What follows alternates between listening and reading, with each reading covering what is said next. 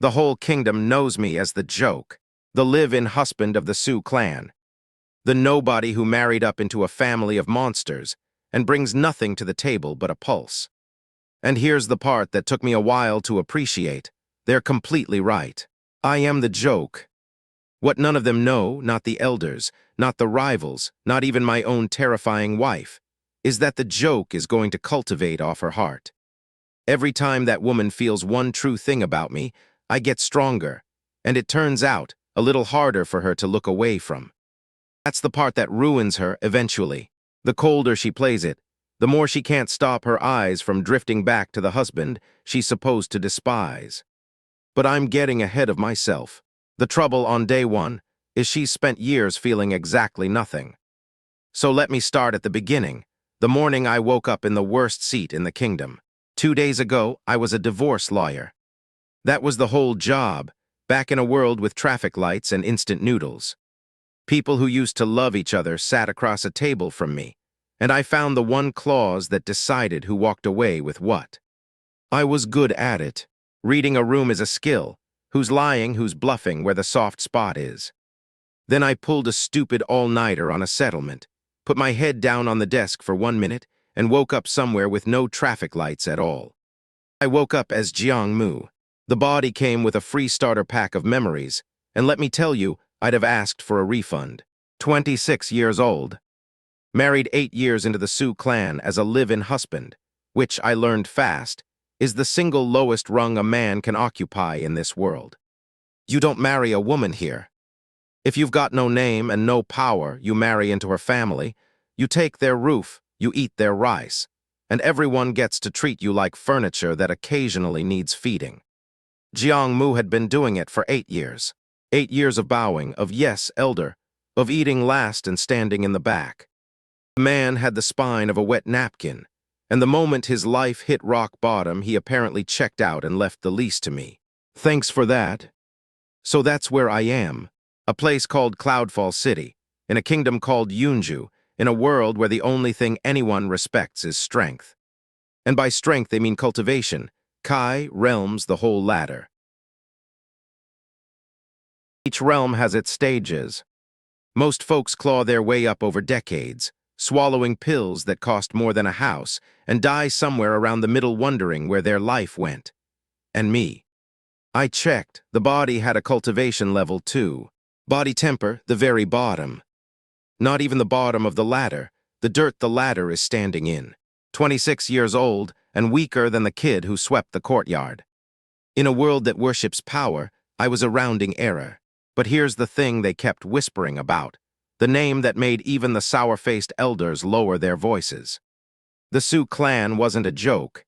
The Sioux clan was terrifying, and the reason was a single person, my wife, Su Wonking. I hadn't even seen her yet on that first morning, and I already knew the legend because the whole city ran on it. 22 years old, a sword cultivator, a once-in-3 generations genius who'd hit goldcore before 25, a realm most people don't sniff in a full lifetime. They called her the frost flower of Cloudfall, which sounds like a tea, but apparently meant beautiful enough to stop your heart and strong enough to stop it permanently. She'd carried the Sioux clan on her back since her father died. And on his deathbed, that father, the old clan head, had made one last, baffling request, that his daughter honor an old debt and marry the Jiang boy. Nobody knew why. The leading theory was that the old man had gone soft in the head at the end. The marriage had been a humiliation for the Sioux clan from day one, a stain they tolerated only because you don't break a dead patriarch's word lightly in a world this superstitious. So they kept the husband, and they made sure he knew, every single day, exactly how little he was worth. By midday, I'd been shoved by a cousin, ignored by 3 servants, and handed a list of chores by an elder who didn't bother to learn my face. By evening, I understood the shape of my new life completely, and I'll be honest, the divorce lawyer in me was almost impressed. It was a perfect little trap. No standing, no power, no allies, married to a woman several realms and one entire universe of class above me, in a clan that wanted me gone. If I'd had a client in this position, I'd have told them to settle and run. Except I didn't get the option to run. because that evening they threw a banquet, and the banquet was the trap closing. I should mention, somewhere around noon, while I was hauling water like the kingdom's most overqualified servant, a voice had spoken inside my head. Hearthbond system bound, welcome host. A soft gold panel hanging in the air just for me. Nobody else so much as blinked. Host Jiangmu Realm, body temper devotion, 0 boons, 0. Bond Suwonking regard, 0%. I'd read enough of these stories at 3 in the morning to know the shape of it. A system, a cheat. The thing that turns the loser into the legend. So naturally, I did what any sensible man would do, and demanded my signing bonus. Okay, I'd muttered into the well. Starter pack, beginner's gift. A pill, a technique, a sack of gold, anything. Every system gives the main character a welcome present. No active rewards. You advance through your wife's genuine regard. I'd stared at that little frost blue meter sitting flat on 0. Through her regard, you bound to a man whose wife has never once looked directly at him, and your idea of a cheat is, what? A relationship tracker. Each true milestone she feels toward you pays devotion and a boon. The payout scales with her realm. And that was the part I'd turned over all afternoon while I carried water and got shoved by cousins. Because she was gold core, several realms above me. And if a real feeling from a woman that powerful paid out scaled to her level, then this wasn't a tip jar. It was the richest vein in the world, locked behind the one thing I couldn't fake, steal, or lawyer my way into. An ice-cold genius actually, genuinely caring whether I lived or died. The system was very clear about the genuine part. It read her, not me. Flattery paid nothing. Coercion paid nothing. I could grovel for a year, and the meter wouldn't twitch. The banquet hall was the nicest room I'd been allowed into, which is to say I was allowed to stand at the edge of it. Silk everywhere, 100 relatives and guests, and at the head of the room, finally her. The legend had undersold it. Su Wonking sat at the high seat like a sword someone had laid across a table, perfectly still, perfectly composed. The kind of stillness that makes a room organize itself around you. Silver-black hair past her waist, skin like the first snow of the year, eyes the pale gray of a cold morning, looking at everything and warming to nothing. Deep blue robes, a white sash, and a slender longsword resting against her chair with a faint sheen of frost along the edge, like a pet that could end the world if it got bored. She didn't look at me. She didn't look at anyone. She looked the way a mountain looks at the weather. And my idiot heart, well, Jiangmu's heart, but I was driving now, did a thing it had no business doing for a stranger who'd be free of me by dessert. Don't, I told myself. She is a gold core sword saint, and you are a man whose entire net worth is one borrowed body and a system that judges your love life. Focus. Aunt Sulan focused it for me. She was an elder, plum-colored robes, jade pins, a smile like a paper cut. She stood, and the hall hushed, and she had a servant lay a document on the floor at my feet, because of course she made me read it on the floor. Brother's dying wish has shamed this clan long enough, she announced, warm as a winter pond. 8 years we have fed this guest. Tonight we set our Wonking free of him.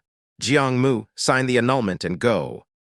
And I looked down at the paper, and the divorce lawyer woke all the way up, because I had read 10,000 of these, and this one was sloppy. No, I said, and stood, and the hall went quiet the way a room does when the furniture clears its throat. This annulment's void, I said, and I let the old courtroom voice come up out of this borrowed chest, calm, almost bored, the voice you use when you already know you've won. Su clan law. The union sealed by a clan head's death vow can be dissolved by exactly 2 people. The clan head who sealed it, who is dead, or the bonded heir herself of her own free word, spoken in open hall. Not an elder, not a proxy. You don't have the authority to end this marriage, Aunt Sulan. You're asking me to sign a document you legally cannot issue. I let the pause stretch, the way you do right before the knife. Which makes it a forged clan head decree. And I'm fairly sure I don't have to tell you what the penalty for forging the old head seal is in this family. Sulan's face went the exact color of her robes, and the whole hall slowly, turned to look at the one person who actually could end it. The one person who hadn't said a word. Su Wonking looked at me. Not through me, at me. For the first time in 8 years of this body's memory, those cold gray eyes actually landed on my face, and there was something in them I hadn't earned and didn't expect. Not warmth, nothing as generous as that, but a flicker of something sharp and reassessing, the look you give a chair when it turns out the chair can talk, and what it said was correct. "Is he wrong, Aunt?" she asked. Quiet, even. It went through the hall like the edge of that frost-bright sword. "Is the decree forged?" Sulan opened her mouth. Closed it, that was answer enough. Wonking stood, and 100 cultivators flinched at the sound of her chair. "Then there is nothing to sign," she said. "My father's word stands until I end it. And I have not." She paused. Her gaze came back to me, one heartbeat longer than it needed to, that small line appearing between her brows like she was filing me under a new heading. "Sit, husband, before someone helps you down." It wasn't kindness. It barely cleared the bar of civility. But it was real, the first true thing that woman had ever sent in my direction instead of past it, and the system rang like a struck bell behind my eyes. Milestone, first honest regard from Su Wonking. Regard, 0% to 4%. +1 boon, +12 devotion. Boon withheld, bond too new to channel, stored. 4%, a trickle, not a flood. The system wouldn't even hand over the boon yet. Bond too new, it said, like a bank holding a transfer. But I felt the 4%. A thin thread of warmth uncurled somewhere under my ribs. The first kai this borrowed body had ever held that didn't belong to a chore. It wasn't a realm jump. It wasn't a montage. It was a single coin dropped into an empty jar. And then a second panel slid up under the first, and this one I had not read about at 3 in the morning. Devotion refines the vessel. The bloom, tier 1. It's hard to describe what that felt like from the inside because it was small, but it was the kind of small you feel in your spine. The slump this body had worn for 8 years eased a half-inch out of my shoulders. The tired gray around my eyes lifted, just slightly, like someone had wiped a film off a window. My jaw sat different.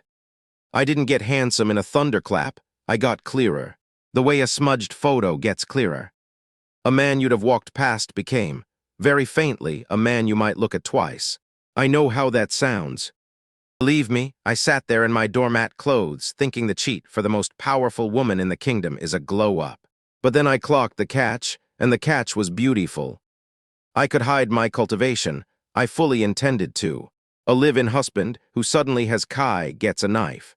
But this wasn't kai. This was just a man slowly looking like himself. There's no law against eating well and standing up straight.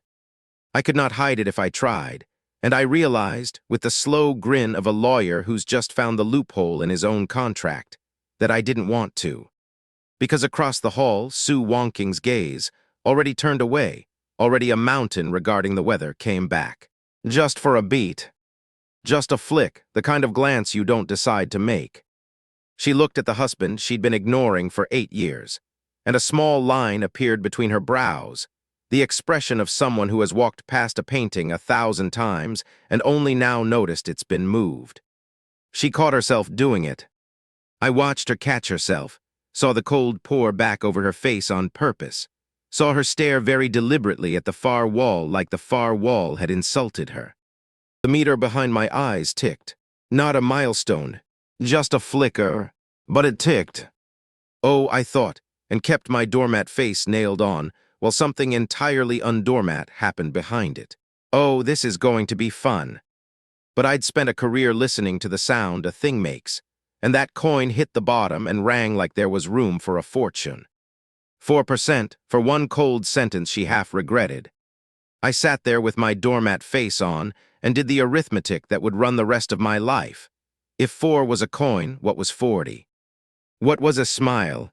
What was the day a woman like that actually, against every law of sense, chose me? So I'm telling no one, obviously. A live-in husband who suddenly starts cultivating doesn't get congratulations in a world like this. He gets a cage and a feeding schedule, or a quiet knife. The doormat's smile stays welded on. Let them keep the joke. The joke is the disguise. The banquet stitched itself back together around me, the elders pretending the last 2 minutes hadn't happened, and I kept my eyes down and watched the little meter instead. 4%. And beneath it, something new the system hadn't bothered to announce. A hair-thin line of warm light I could just see if I looked sideways, running from my chest across the hall to where she sat. A thread nobody else could see it. She couldn't see it. And next to it, a number I didn't understand, and the system wouldn't explain when I asked. Bond thread established. Integrity 1%. 1% of what? Filling toward what? The hearth bond had been so chatty about regard and boons and free power. About the thread it went quiet. The specific, careful quiet of a thing that doesn't tell you the price until you're in too deep to hand the goods back. I looked up the length of that invisible thread at my wife, beautiful, lethal, already done looking at me, already a mountain regarding the weather again, and I thought, all right. I have to make that woman care if I live. For real, or I'm the joke forever. Patience, the death vow has one other way to break, nephew. If the husband dies, she's free to wed you. A sip of wine, a paper-cut smile, and husbands like that, they die all the time. The thing about surviving a banquet that was supposed to end you is that nobody throws you a parade for it. They just adjust the story. By breakfast the next morning, the Sioux clan had decided that the live-in husband hadn't been clever at all. He'd been lucky. A blind dog finds a bone. A broken clock is right twice a day. The forged annulment had been a clumsy mistake on Aunt Sue Land's part. The gossip went, and the doormat had simply been standing in the right spot when it fell over. That was the version everyone agreed on, because the other version, that the family joke had read clan law better than the clan's own elders, was a thing nobody in that compound was willing to say out loud before noon. Fine by me. Let them keep the joke. I'd already learned the joke was the only armor I owned. I'd been awake since dawn, and I'd spent the quiet hours doing the thing I do best, which is reading the terms of a bad deal. That was my entire war chest, 4% and a good jaw. So naturally, over a bowl of cold millet I'd been served last and grudgingly, I tried to cheat. Okay, I murmured to the gold panel only I could see, the little frost blue meter sitting smug at 4%. Let's talk efficiency. You pay out when she feels something real about me. Real takes time. I don't have time. So here's my proposal. I go find my wife. I tell her she's the most magnificent creature I've ever laid eyes on, which, for the record, is true, and you pay me for the sentiment. Deal. Devotion accrues only from the wife's genuine regard. The host's statements are not measured. Flattery pays nothing. It's not flattery if it's accurate. The system reads her, not you. Speak to be heard. The meter answers to her heart, not your tongue. I'd suspected as much, but a man has to test the fence to know where the current runs. So I ran the rest of the experiment, because I am thorough and I had nothing better to do while pretending to be furniture. Over the course of that morning I tried, with the discipline of a scientist, to game the meter every cheap way I knew. I bowed extra low to a passing elder and thought warm thoughts at the cosmos, nothing. I helped a servant carry a water jar and made sure to look noble doing it, nothing, because there was no Sue wonking within 100 paces to feel anything about it. I even, in a moment I'm not proud of, stood outside the training courtyard and tried to will her into being impressed by the sheer quality of my standing there. The meter did not so much as twitch, and that, weirdly, was the moment I stopped being afraid of the system and started respecting it. Because a cheat you can game is a cheat that's lying to you. This one couldn't be flattered, couldn't be coerced, couldn't be tricked. Paid out for exactly one thing in the whole world. A genuinely cold woman genuinely, against her own will, starting to give a damn, and that meant every coin I ever earned off it would be real. No counterfeit. The most honest currency in existence, and the hardest to mint.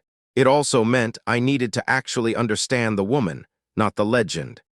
So I spent the morning learning the household instead, because you learn a person by learning who orbits them. There was Sue Heng first, because Sue Heng made sure of it. My wife's cousin, 20, Kaisi and proud of it, built like a young bull and twice as fond of the sound of his own snorting. He'd made a hobby of me for years. The original Jiangmu had been his favorite thing to shove into doorframes, and he found me in the East Corridor that morning specifically to confirm the natural order hadn't changed. "Heard you got lucky last night, dog," he said, planting himself in my path. "Don't get used to it. Aunt Sulan's not done with you." And me, he cracked his knuckles, which I think he believed was menacing. I never needed an annulment to put a stray in its place. So I didn't flinch and I didn't fight. I just smiled the calm, knowing smile that had unsettled 100 opposing counsels and said, "You're right. You never did. That's going to be a problem for you later, Hang, that you learn to win without ever learning why you were winning. But don't worry about it today. I stepped around him. Today you're still the strongest man in this corridor. Enjoy it." He didn't have an answer for that because there isn't one, and a man with no answer just stands there reddening while the doormat walks off. Small win. They are the only kind I had. I banked it. Then there was the steward, Elder Fang, sour, exact.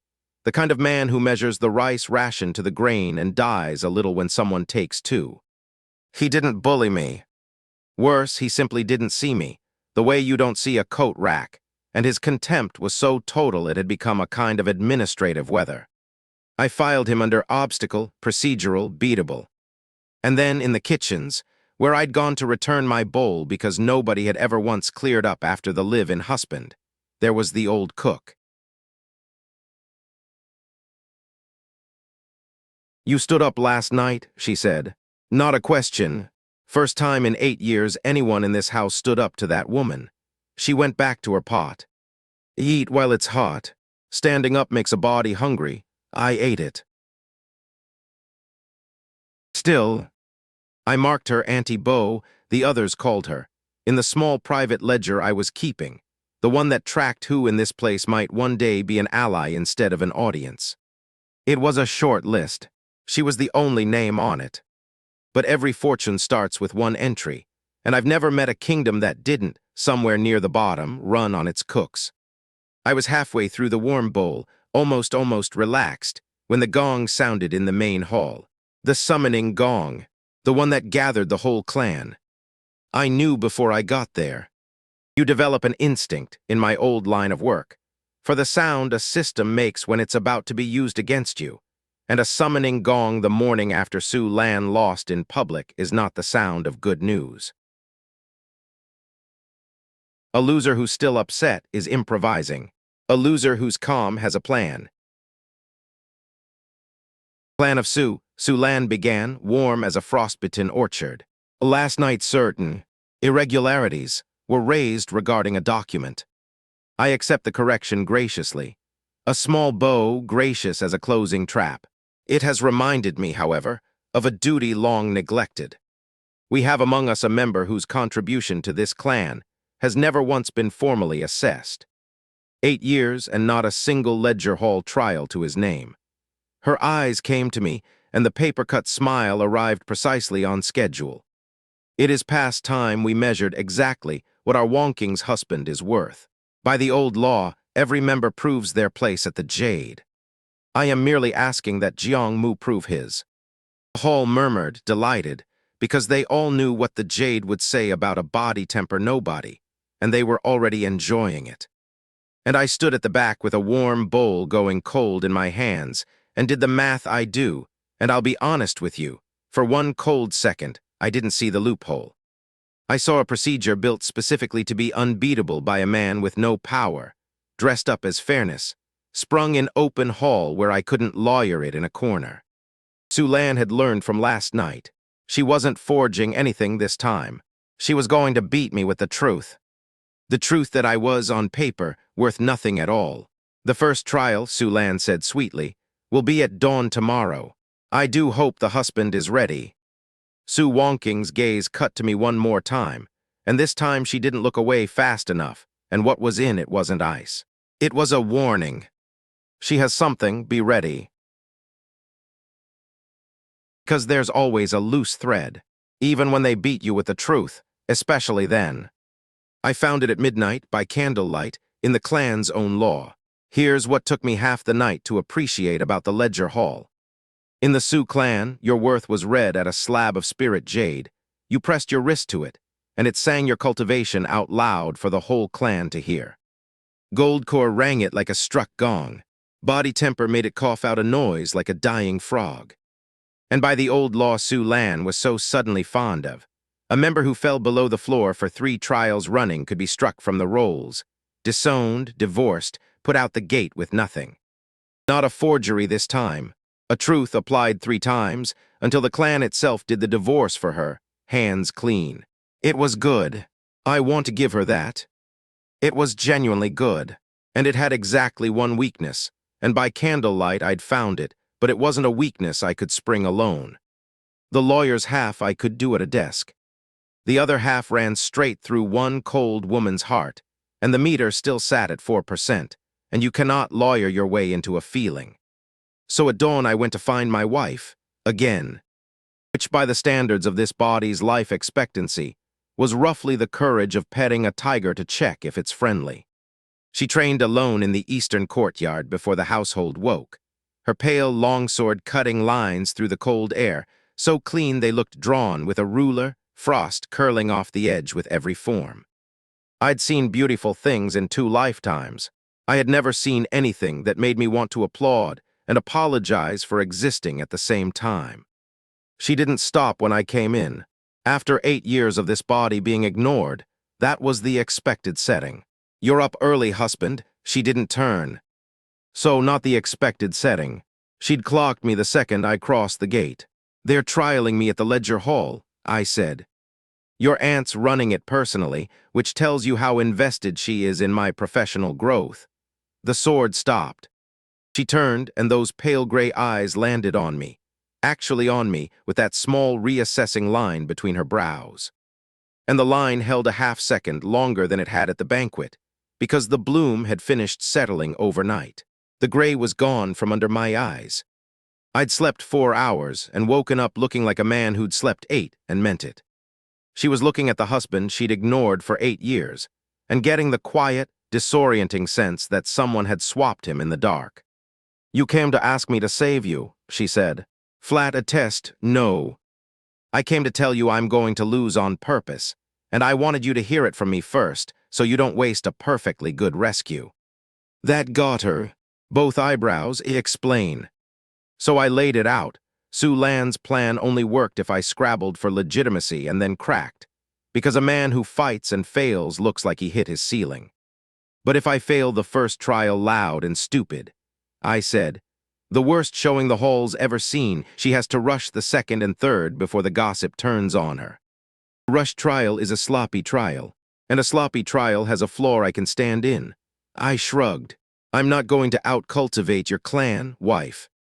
I'm going to out-procedure it. I just needed you to know the losing is on purpose, because I think you might be the only person here who'd be insulted to watch me lose by accident. She was quiet a long moment. Read the room, the new sense. A soft 2-tone meter hovering near her now, frost and warmth, showed me what her face wouldn't. A careful, grudging interest she was working hard to bury. And then Sue Wongking, frost flower of cloudfall, the woman who looked at the world the way a mountain looks at weather, snorted. It was small. It escaped before she could stop it. One short exhale of genuine, surprised amusement, and she shut her mouth on it half a second too late and looked almost offended at herself for it. But it had happened. I'd made her laugh. The system rang like a struck bell. Milestone, first honest laughter from Sue Wongking. Regard, 4% to 11%. +1 boon, +20 devotion. Read the room confirmed. The bloom tier 2. 3 things hit at once, and I had to hold the doormat face through all of them. First, a warm rush poured up my spine. The held coin plus this one, and somewhere under my skin body temper quietly cracked over into Kaisi's first stage. To anyone reading the jade, I was still a dying frog. Inside, I just skipped a rung people die climbing. Second, the regard meter steadied at 11, and the warmth in it was no longer something I was imagining. She turned away fast and picked her sword back up like it had insulted her.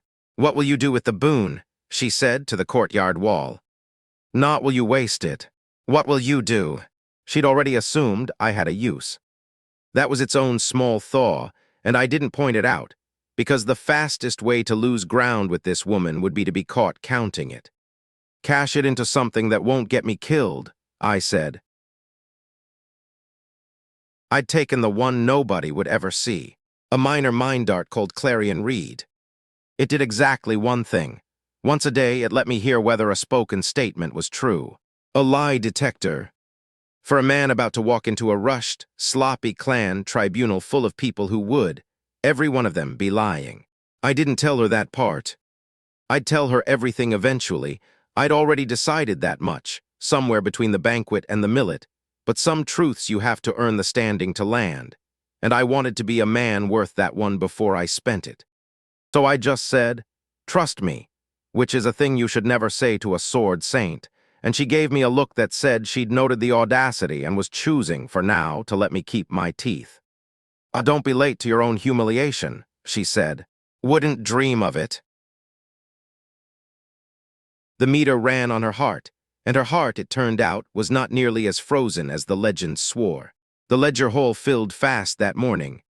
Word travels when there's a hanging, and a doormat at the Jade was the best entertainment the Sioux clan had been offered in years. Su Wonking took the high seat. She didn't look at me, but the warmth meter, glowing in the corner of my sight where only I could see it, told me she was paying closer attention to this room than to any room she'd sat in for years. Jiang Mu, the presiding elder, intoned, "Approach the Jade. Let the clan hear your worth." The Jade began slowly to cough. There's an art to losing on purpose, and it is harder than winning, because winning only requires you to be good, and losing on purpose requires you to be good while looking like garbage in front of 100 people who already think you're garbage. You have to fail convincingly enough that the enemy commits, but not so pathetically that the woman whose regard is your entire power source decides she married a sack of wet straw after all. It's a narrow beam. I walked it. I laid my wrist on the spirit jade and let it cough out the dying frog note, the genuine body temper sound my paper realm should have made, because I'd buried the kaisi I'd secretly cracked into so deep that the jade couldn't smell it. And then I performed. I strained, I screwed up my face. The hall ate it up. Su Heng laughed so hard he had to hold the man next to him. Elder Fang made a small note in his ledger, with the grim satisfaction of an accountant watching a debt come due. And Su Lan didn't laugh, because she wasn't here for entertainment, she was here for a result, and she watched my failure with the flat, patient eyes of a woman checking an item off a list. "Body temper," the presiding elder announced. "Below the floor. The first trial is recorded as a failure." A roar of delight. I bowed my head and let them have it, and through the noise I snuck one glance at the high seat. Su Wonking's face was perfect ice. She wasn't ashamed of me. She was waiting. Good, so was I. "Given the result," Su Lan said, rising smoothly into the noise, exactly on the schedule I'd bet my life she'd be forced onto. "And to spare the clan a drawn-out spectacle, I propose we not delay.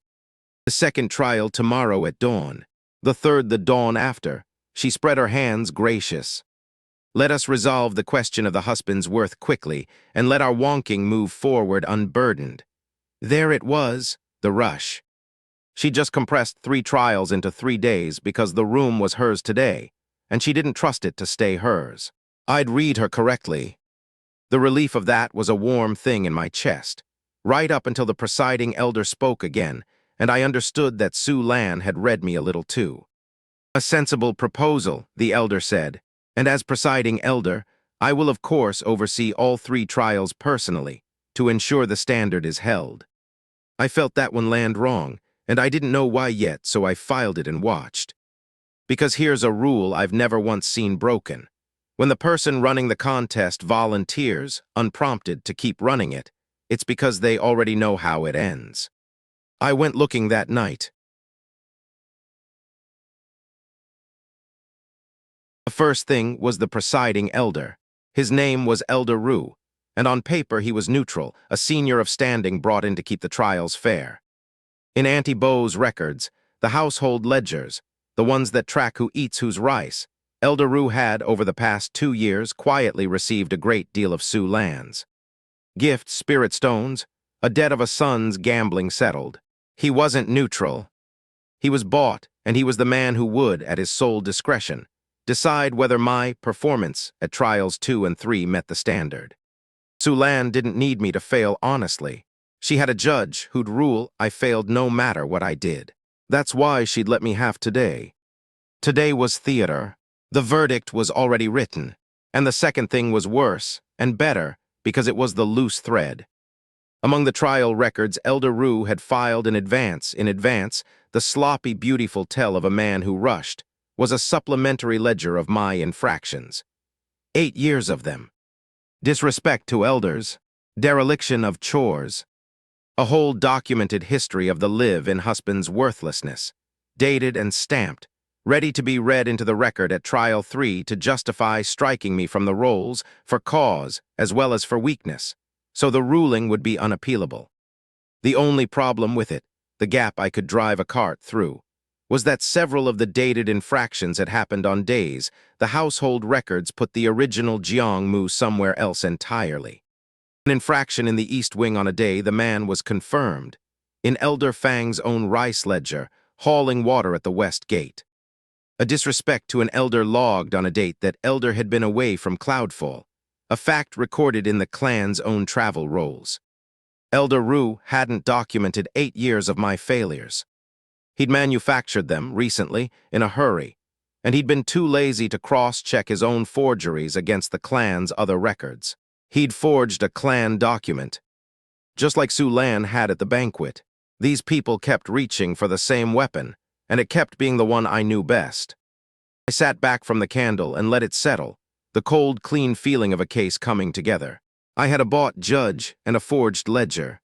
On their own, each was just my word against an elder's, and my word was worth a dying frog's. But I also had something neither of them knew I had, a borrowed lie detector behind my eyes, one use a day, that could turn an elder's spoken denial into proof in front of the whole clan.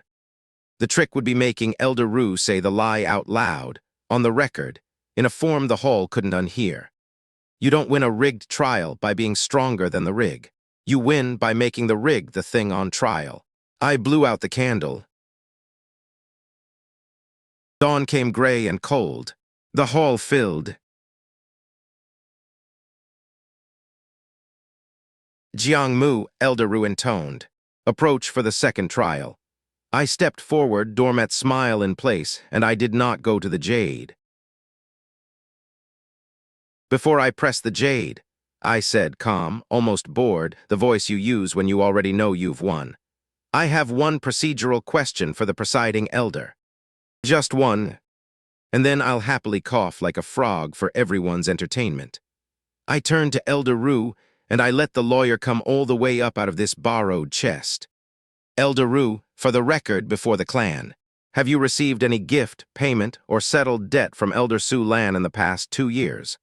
The hall went quiet. Sioux Lan's patient face stopped being patient.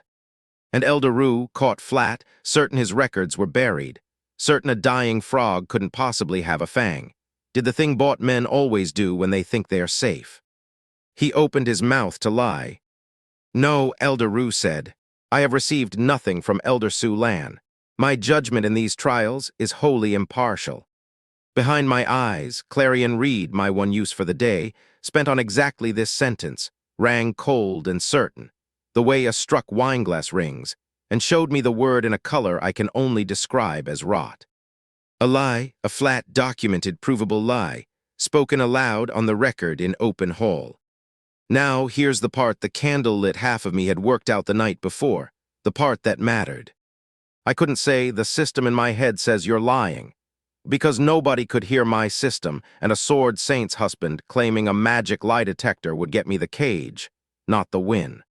Clarion Reed didn't win the trial.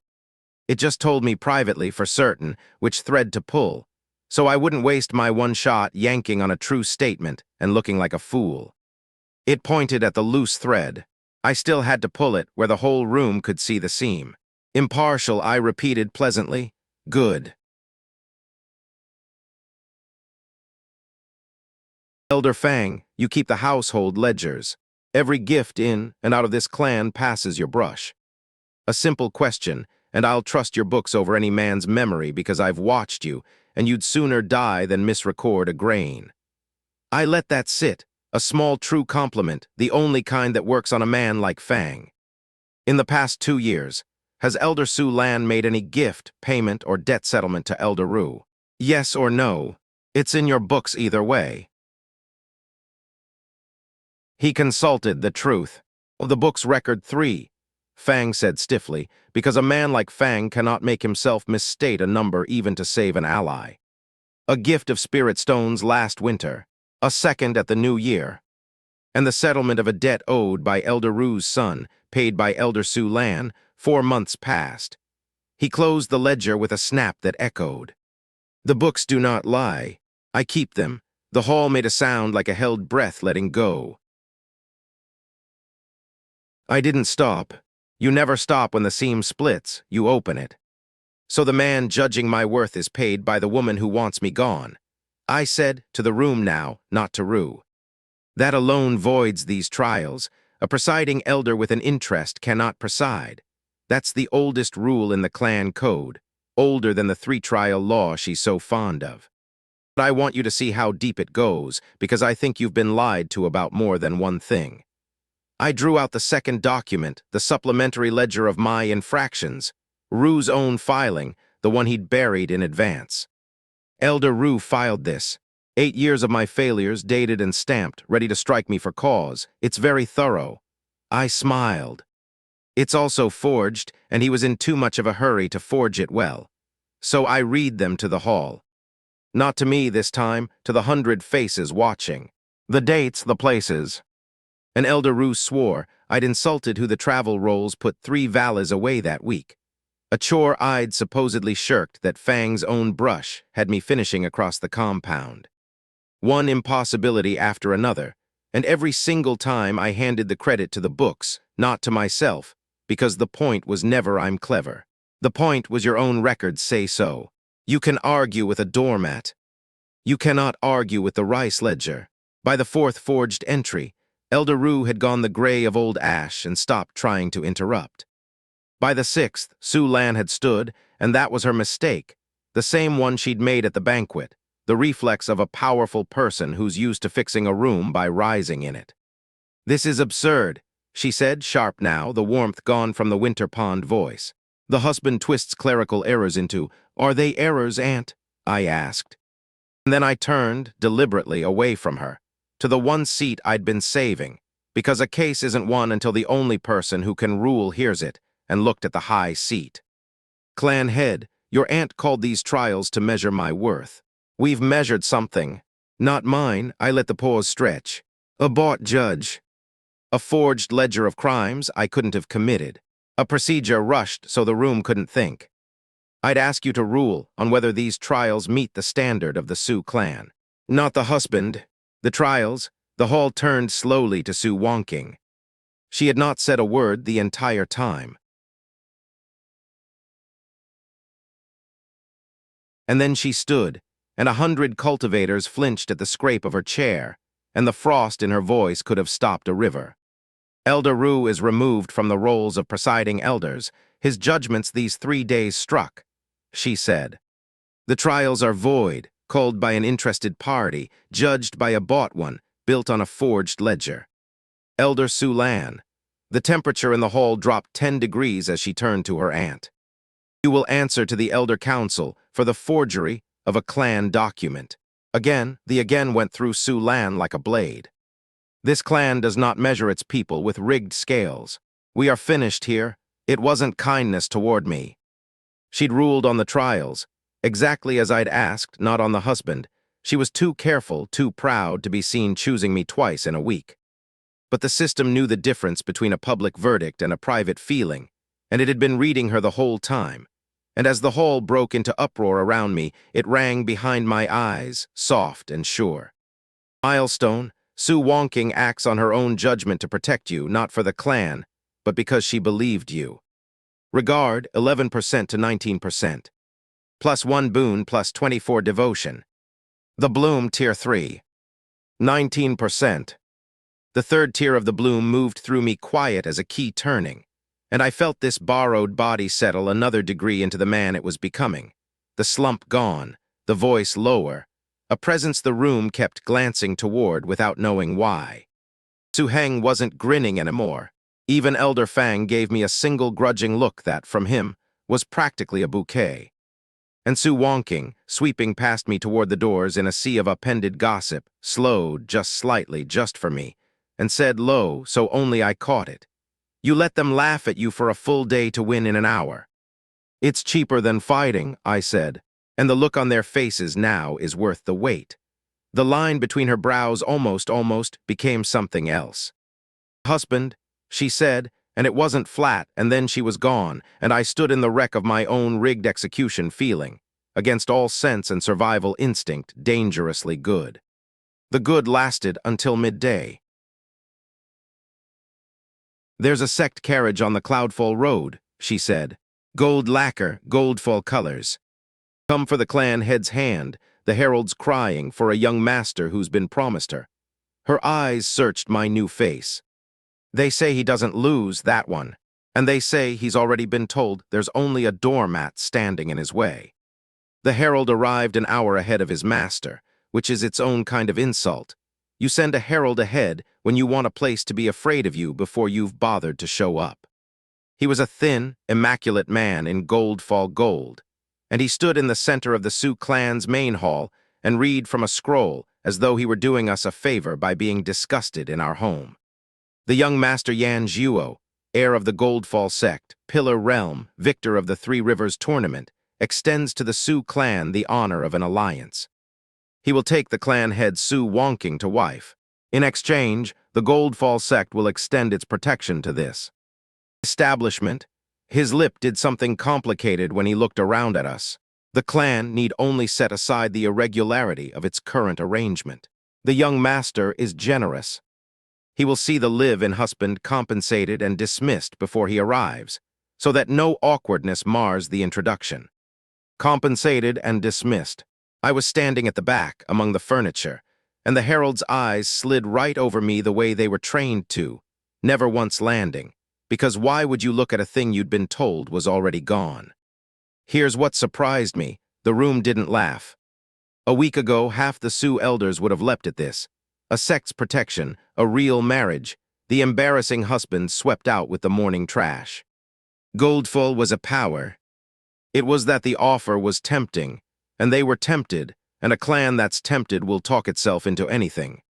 Sue Wonking sat on the high seat and let the herald finish, and her face gave them nothing.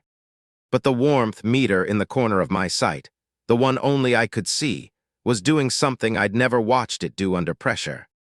It wasn't cold. It was taut, held. The look of a woman bracing for the counsel she'd carried for 8 years to finally, quietly, sell her for a good price, and refusing to let any of them see it land. So I did a thing I want to be honest about. It wasn't strategy. The lawyer in me had 3 clean procedural objections ready. But I didn't lead with any of them, because read the room had just shown me that the threat in this room wasn't legal. It was emotional. A clan talking itself into a betrayal, and you don't answer a feeling with a clause. You answer it with a louder feeling. That's a generous offer, I said, and stepped out of the back of the crowd to the front of it. The hall went still in the particular way it does when furniture moves on its own. Truly, I went on, easy, carrying the courtroom voice. Sect protection, a powerful match. I can see every elder here doing the sums, and I don't blame you, they're good sums. I let that land because the fastest way to lose a room is to pretend their temptation is shameful. You have to grant it before you can turn it. So let me add the column the herald left off. Goldfall isn't offering an alliance. They're offering a purchase. They want the clan head, your clan head, the woman who held this house together when the seat sat empty. who buried your last lord and didn't let the vultures take the lands, handed over as a term. Not a wife, a clause, and the day you prove the Sioux clan will trade its own head for protection, you tell every sect in Yunju exactly what we are. Not a clan. A thing that can be bought if the buyer's big enough. I looked slowly around at them. Goldfull doesn't want a partner. They want to find out how cheap we are, and the elders who take this deal are about to quote them a price. It was quiet a moment. Then old Elder Y, the eldest of the council, the one whose opinion the others actually weighed, made a low sound in his throat that might have been agreement, and the tempted look went out of the room like a tide going back. Not because I'd outlawyered them. Because I'd made the deal shameful to want, turned a good price into a cheap one. And pride, in a clan like this, beats arithmetic every time you can get it standing up. The Sioux clan, Sue Wonking said into the shift, rising, and her voice was the first crack of a frozen lake, is not for sale, and neither am I. Tell your young master he may visit. He may not collect. She let the frost settle over the herald like snow, and he may keep his generosity. We've seen what Goldfull's generosity costs. The herald left stiff and furious, and the council, to a man, bowed deeper to their clan head than they had in years, because nothing makes a wavering room loyal like being reminded out loud what it almost sold. She found me afterward in the eastern courtyard at dusk, where she trained, where I'd taken to turning up like a man who hadn't learned his lesson about tigers. You didn't use the law, she said. No greeting. She did everything like that, straight to the seam. You had a legal objection. I saw you set it down. The law would have won the argument and lost the room, I said. They didn't need to be told the deal was invalid. They needed to be ashamed they wanted it. Different tools, I shrugged. A contract's just the floor, wife. People don't betray you because it's legal. They betray you because it's tempting and someone gave them permission. So I took the permission away. She looked at me for a long moment, and the courtyard was going blue with evening, and the warmth meter and the woman both did something at once that I felt in my chest before I read it on the panel. She wasn't bracing anymore. The held look was gone. For the first time since I'd woken in this world, Sue Wonking looked at me like someone who was not, for this one moment, standing on a wall alone. 8 years, she said quietly, the council has measured me, what I'm worth, who I should be traded to. My father held them off, and then he died, and I held them off, and I never once heard a single soul in this clan stand up in that hall and say I was not for sale. Her gray eyes were very steady on my new face.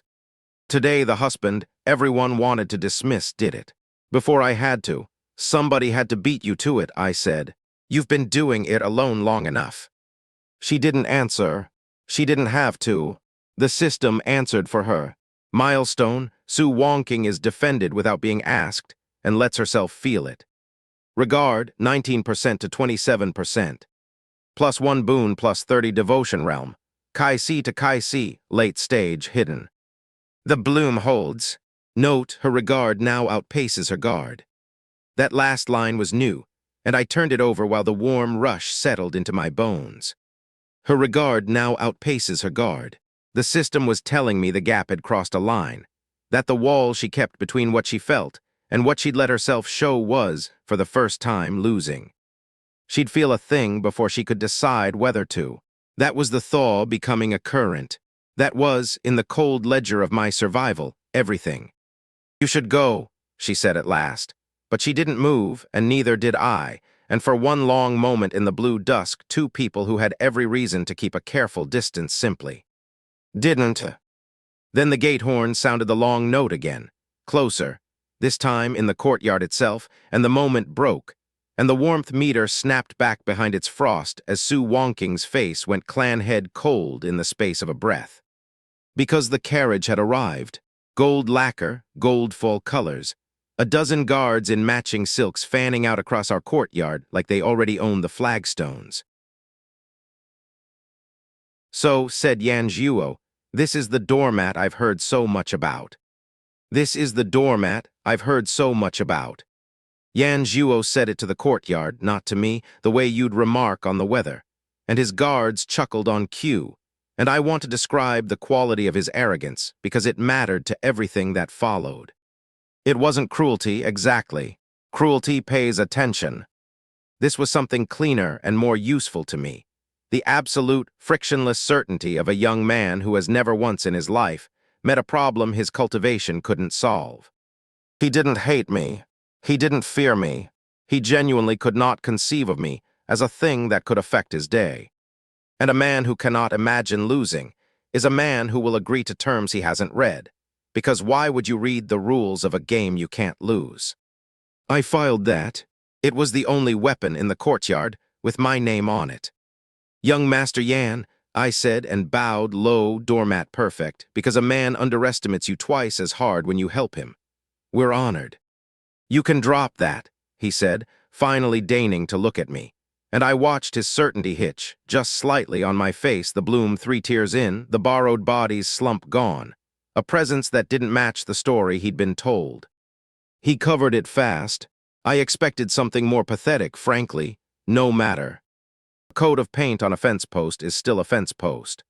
He turned to the high seat, to wonking, and his whole manner changed, the lazy contempt warming into the appraising heat of a man looking at a prize he's already decided is his.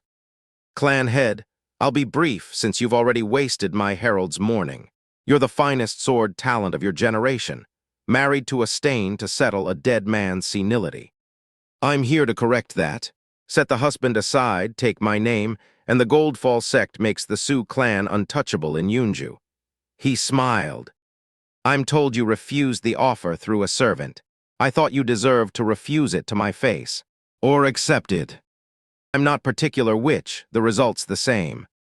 The result, Sue Wonking said, ice from the high seat, is that I am married, young master, lawfully and by my father's binding word, and I do not intend to unmarry to suit your travel schedule. Married, Yan laughed, delighted like she told a joke. To that, a man with no name, no sect, no realm worth the word. Clan head, be serious. In this world there is exactly one law, and it isn't written in any of your dusty Sioux ledgers. He spread his hands to the watching courtyard, performing now, sure of his audience. Strength is the law. Strength makes the match, strength makes the claim, strength makes the contract. I am Pillar Realm. He is a stain. By the only law that has ever mattered, the woman goes to the stronger man. Does the great Sioux clan teach its children otherwise? And there it was. He'd said it in front of 40 witnesses, performing for a crowd, the way certain men cannot help but announce their own principles when they think it makes them look like gods. Strength makes the contract. He'd just written the terms himself, and he was too busy enjoying the sound of his own voice to notice he'd handed me a pen. I almost felt bad. I didn't, but I almost did. You're absolutely right, I said. Strength makes the contract. I couldn't agree more, young master. I walked toward him, unhurried, the courtroom voice coming up calm and bored, the voice you use when you already know how it ends. So you won't object to a strength contract. A duel of claim, old form, recognized by every sect in Yunju, including Goldfall. I checked your own sect charter this morning. It's in there, Chapter 4. It was. A man who reads everything finds everything. It's very simple, and it's exactly the law you just preached. A contest of strength to settle a claim. You name a champion. I name a champion, they fight. If your champion wins, I sign my own dismissal with my own hand. No clan blood spilled, and you ride off with your bride and your story all proper. If my champion wins, I let the paws stretch the way you do right before the knife. You ride off with only the story. You renounce the claim, you leave Cloudfall, and you never set foot here again. Witnessed, binding under sect law. By strength, the only law there is. The courtyard had gone very quiet. Yan Zhuo's smile curdled at the edges. Because even a man who can't imagine losing can smell a trap closing, he just can't always tell where the teeth are. You're proposing to fight me. I'm proposing nothing of the kind, I said.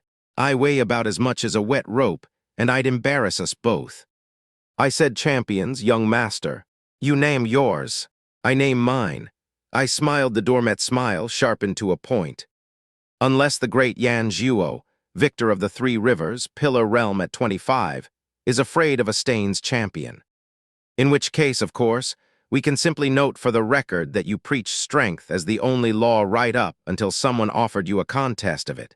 And then you. Enough, his face had gone dark. He couldn't say no. That was the whole shape of it.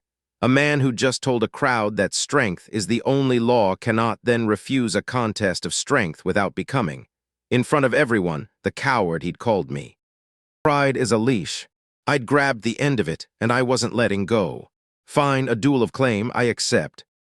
I'll name my own sword. I need no champion to break whatever broken-down elder you scrape together. His eyes glittered, certainty flooding back, because he just remembered the part that saved him. Name your champion, Stain. Name the poor fool who will die for you. And I'll bury him, and I'll take the widow, and your clever contract will hand her to me itself, witnessed and binding by your own hand. He laughed, and the courtyard, uncertain, laughed with him. Go on, who in this whole sorry clan is strong enough to stand for the doormat? And there was the part of the trap that closed on me. Because he was right. The contract was airtight, and it cut both ways. I'd bound him to a contest of strength he couldn't refuse without disgrace. Not one, the clan's strongest were no match for Goldfall's heir. I'd built a beautiful machine and forgotten to check whether I had anyone to put inside it. There was exactly one person in the courtyard who could beat Yan Zhuo. She was sitting on the high seat, watching me, with a single sharp line between her brows.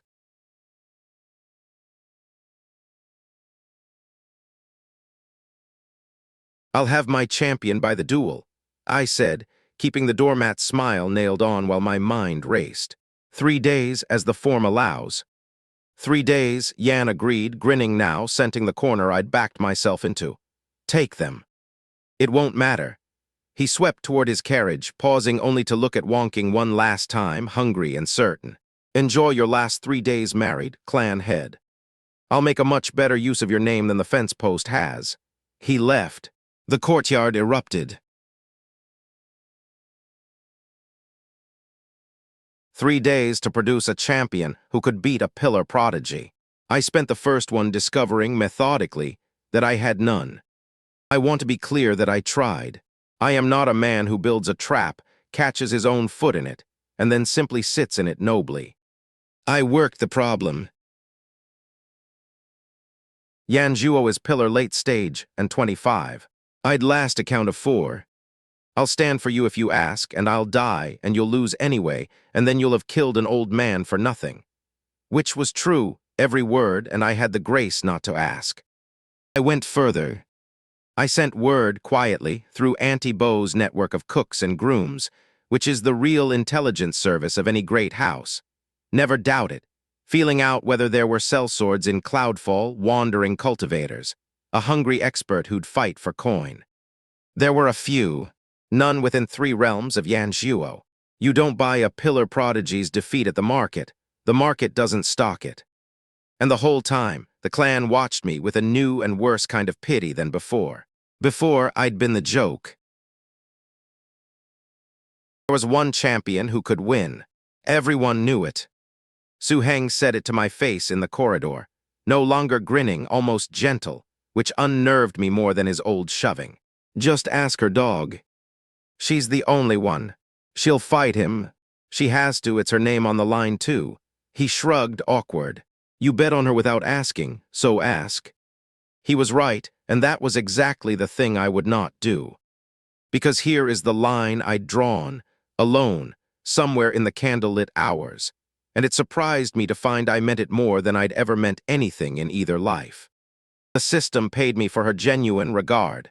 The whole engine of my survival ran on her actually, freely, against her own armor, coming to care. And the fastest way to poison that forever would be to use her, to engineer her into fighting my battle, to make her the weapon in a contract I'd built, to turn the one real thing in this world into another clause I'd leveraged. She'd spent 8 years being valued for what she was worth. I would cut my own throat before I became one more man who measured her by what she could win for him. So I wasn't going to ask. I'd field Elder Y, or I'd field no one and forfeit, and I'd sign my own dismissal with my own hand and walk out the Cloudfall gate with nothing. And I'd do it on my feet, having never once made her the instrument of my survival. It was, I'm aware, a spectacularly stupid principle for a man with no power to hold. I held it anyway. Some things you don't get to keep if you spend them. She found me on the second night, in the eastern courtyard, where else? You've been refusing champions, she said. Straight to the seam, as always. The warmth meter glowed, taut in the corner of my sight. Why offered, you said no. Hang all but begged you to ask me. The whole clan is watching you walk toward a forfeit with your chin up like a fool, and I want to know why. Because the smart move is to ask you, I said, and I'm not going to. You built a contract that needs me to win it, and you won't ask me to win it. Her gray eyes were sharp, baffled, almost angry. That's not principle, husband, that's pride, and pride is going to lose you everything in 2 days. Wonking. Every person who's ever wanted something from you has measured you by what you could do for them. Your worth, your sword, your name. Your father held the wolves off and then died and left you to hold them off alone, and you've spent 8 years being a prize, something to be traded to whoever's strong enough to claim it. Yanjuo's downstairs right now doing the exact same thing, just louder. I shook my head. I built a stupid contract and I caught my own foot in it, and the price of that is mine to pay, not yours. If I ask you to fight my battle, I'm just one more man turning you into the thing that gets him what he wants. I'd rather lose the marriage than do that to the reason I'd want to keep it. So no, I won't ask. I'm sorry, field Y or let me forfeit. Either way, I walk out of here without having spent you. The courtyard was very quiet. Milestone, you refused to use her at cost to yourself for her sake. Regard, 27% to 38%. Plus 2 boons, plus 44 devotion. The bloom, tier 4 imminent, held pending the duel. Note, she has never been chosen over the chooser's own advantage. Not once. That last line sat in the dark like a struck bell. Not once. 8 years, and not one person had ever put her ahead of what she could win for them. And I'd just done it badly, stupidly, at the cost of my own survival, and it had landed harder than any clever thing I'd ever said. Su Wonking looked at me for a long, long moment, and then she did something the legend never did. She stepped close, one step which on her was an earthquake, and the cold wasn't cold up close, and she said very quietly in a voice with no frost left in it at all, "You impossible man. You'd lose me to avoid using me." "Yes," I admitted. "It's not my best plan. I've had better." "No," she said. "It's the best plan anyone has ever made on my behalf." Her gray eyes held mine in the blue dark, and the line between her brows was gone, replaced by something I didn't have a name for and didn't dare reach for. "Field no one, husband. Forfeit nothing. Tomorrow at the duel, when Yanjuo asks you to name your champion and you stand there with nothing, because you're too principled to ask. The ghost of something almost like a smile, I'll answer for myself. Because you didn't spend me, so I get to spend me. That's the difference, and it's the whole difference, and you're going to have to learn to live with the fact that you've just made me want to." The duel of claim was held at noon in the Sioux clan's great training ground, because Yanjuo wanted an audience and I wanted witnesses, and for once the man and I agreed on something. Half of Cloudfall turned out. The Sioux clan lined the walls. A delegation of Goldfall guards stood in their gold silks, already smug, already composing the story they'd carry home. And at the center, on a dais where the contract sat sealed and witnessed in red ink, stood the presiding arbiter, a neutral elder from a third clan, chosen by both sides, the kind of impartial Sioux lands bought judge had only pretended to be. "The terms are read," the arbiter announced. "A duel of claim, champion against champion, binding under sect law.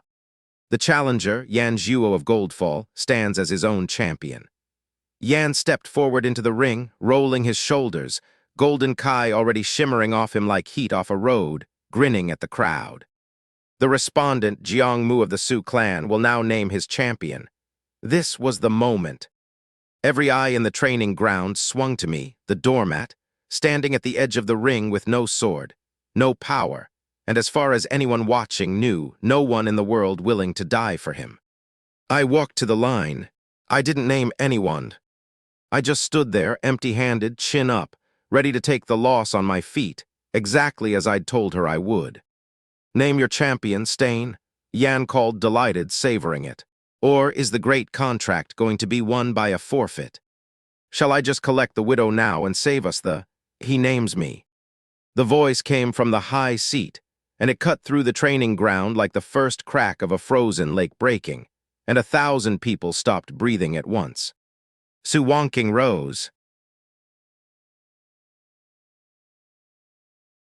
My husband names me as his champion, she said, clear and carrying, so no soul in that ground could pretend not to have heard. And I accept. Of my own word, freely given. Her gaze flicked to me, one heartbeat, and there was something in it I would carry for the rest of a very long life. Because he is the first person in 8 years who refused to ask. The system detonated behind my eyes. Milestone, Su Wonking claims you publicly of her own free will before the kingdom. Regard, 38% to 51%. Plus 2 boons plus 50 devotion. Shared peril armed. A milestone earned protecting or being protected pays double. The bloom, tier 4 magnetic. 51% past halfway. And I watched it land on Yan Zhuo of all people. Watched his certainty stumble a second time as he looked at the stain and found, inconveniently, a man. But Yan's certainty had somewhere much worse to go in about 30 seconds, and it had nothing to do with me. You'd fight your own suitor's duel. He laughed, recovering, turning his contempt on her now. For him, clan head, this is beneath you. I came to win you. I didn't expect you to throw yourself at my sword to defend a fence post's pride. Fine, I'll be gentle. I'll only humble you enough to, she moved. I've tried since to describe what it's like to watch Su Wonking fight someone she's decided to make a point of, and the closest I've come is this. It was like watching a strong man punch the weather. The training ground understood, in one held breath, that the only reason Yan Zhuo's head was still attached to Yan Zhuo was that my wife had decided, for the moment, to leave it there. Claim is settled, Su Wonking said, not even breathing hard, her sword at his throat and frost feathering up his jaw. By strength. The only law there is. She let the words hang, his own creed turned in his mouth. You will renounce the claim. You will leave Cloudfall. You will not return. And you will tell your sect that the Su heir's marriage is not a mistake to be corrected. A pause, and her gray eyes came just once to me, quick, like she couldn't help it. It was the best decision my father ever made. I felt that land somewhere the system doesn't have a meter for. Yan Zhuo renounced the claim. He had to, the contract was airtight. The arbiter declared it witnessed and binding, and a man with a frost-rimed blade at his throat in front of his own sex guards does not negotiate. So he left a second time, alive, ruined, furious, his gold silks looking suddenly like a costume, his guards composing a very different story than the one they'd planned. The crowd roared. The Su clan, who had married this woman to a punchline, watched their clan head sheath a frost-bright sword having fought for the punchline's honor, and the gossip of Cloudfall turned over completely in the space of a single noon. I should have been savoring it. I was mostly.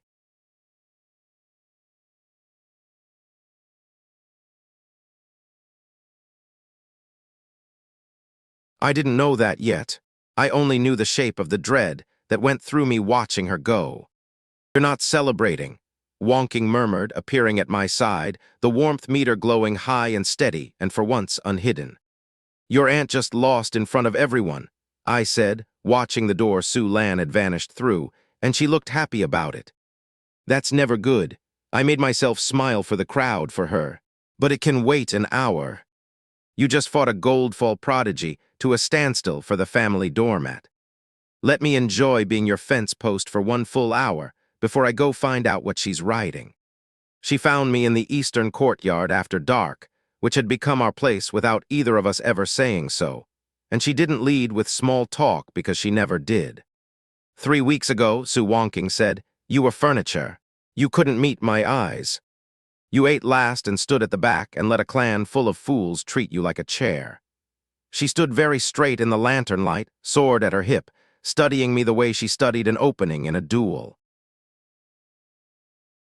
Like the man my father made me marry. You look like someone else is wearing him. The warmth meter trembled in the corner of my sight, and her voice dropped, and the question under all the other questions finally came out. "What are you, Jiangmu?" And there it was, the moment every man with a secret dreads, and every man who's falling dreads worse, because I could lie to her and stay safe, or give her something true and find out what it cost. I didn't get to answer. "I'll tell you what I am," I said, holding her gray gaze, and then I tipped my head very slightly toward the dark behind the plum tree, but not in a courtyard where your aunt keeps a man listening at the wall. Starting with the fact that there's one back there right now. Su Wonking went very, very still. He folded before she'd drawn the blade an inch. People do around Wonking. The threat of her is more efficient than most people's violence. He was one of Su Lan's, a records runner, and on his knees with frost feathering toward his throat, he gave us everything fast, the way the cornered always do. And what he gave us turned my clean, triumphant noon into something cold. Su Lan had stopped trying to break the marriage. She'd upgraded, she was going to delete it. Here's the shape of it, because the shape was the whole danger. She couldn't annul the marriage that took Wonking's word, and Wonking would never give it. So she wasn't going to annul it. Strike the marriage retroactively, and it had never existed. And here was the part that made it a knife at Wonking's throat as much as mine. By the old clan law, the heir's seat could be held only by a member whose household was secured by a union of standing. For 8 years, the joke marriage had been the technicality keeping Wonking in her father's chair. Delete the marriage, and her household had never been secured, and an unsecured heir couldn't hold the seat, and it would fall to the senior elder of standing. To Su Lan, "She's not after you," Wonking said slowly, reading it as fast as I had, her runner forgotten on the flagstones. "She's after the seat. You're just the loose thread she pulls to unravel it. And the magistrate?" I asked the runner. He swallowed, "Paid lord. Months ago, the hearing's in 3 days. The elders are split. Half of them would rather have Elder Su Lan in the seat than a clan head married to A." He caught himself, looked at the sword, didn't finish. "To a nobody," I said for him easily, because I was used to it and because the word was about to matter. "It's fine. You were about to tell me what you are, so I did. Not all of it, not the system, not yet. Some truths you have to earn the standing to land, and I wasn't there. But I gave her the true part, the part I could give clean, and I gave it looking her in the eye so she could see with whatever read the room she had of her own that I meant every word. I'm a man who got a second chance he didn't earn and decided not to waste it being the joke," I said. "That's the truest thing about me, and everything else grows out of it. I was something before, somewhere else, in another life, it doesn't matter where. I was a man who read people and contracts for a living, who knew where the soft spot in any deal was. And then I woke up here in this body at the bottom of everything, married to a woman so far above me it was a punchline, and I had a choice. Be the doormat the body came with, or use the one thing I brought with me. I held her gaze. I use it for you now. The reading, the law, the contracts, all of it points one direction, and it's you. Not the seat, not the clan. You, that's what I am, Wonking. A man who decided to deserve you, and is still a long way from it, and isn't going to stop. The warmth meter and the frost meter did something at once that I'd only seen once before. The night I refused to use her, the frost cracking, the warmth rising up through the gap. But the system didn't ring. Not yet, because this wasn't the milestone. This was the setup for one. And the system, I was learning, could tell the difference between a man telling a truth and a woman finally choosing to believe one. 3 days, Su Wonking said quietly. A bought magistrate. An airtight petition. Half my own counsel against me. She looked at me, and there was something almost like dark humor in it now, the gallows kind I recognized from my own face. "Tell me you have a loose thread, husband. Tell me there's a flaw." "There's always a flaw," I said. "Your aunt built this whole petition on one claim, that your father didn't know what he was doing when he married you to a nobody." Their dying clan head of sound mind named a specific man in a binding death vow by accident. I felt the old click start, the loose thread showing itself in the dark. Which means before I can break it, I need to know something only you know. Something you've never told the clan or the elders or the man I used to be. I held her gaze. Why did your father do it, wonking? Why marry his generational genius daughter to a man with nothing? Because Sue Lan's whole case dies the moment we can prove it wasn't an accident, and you're the only person alive who knows whether it was. For a long moment, I thought she wouldn't answer. The frost meter trembled on an edge, not the edge of attraction this time, something older and more guarded, a door she'd kept shut for 8 years. Then Sue Wonking took a breath and looked at me like a woman deciding to set down a weight she'd carried alone since she was 19 and said, "Come inside.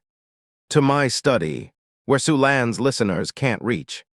And I'll tell you the thing my father made me promise never to tell anyone, because I think, husband, you might be the reason he made me promise it." Her study was the one room in the compound her aunt's listeners couldn't reach, warded, private. The desk stacked with the clan's accounts, and a single cold cup of tea she'd forgotten to drink. She'd never let me pass that door before.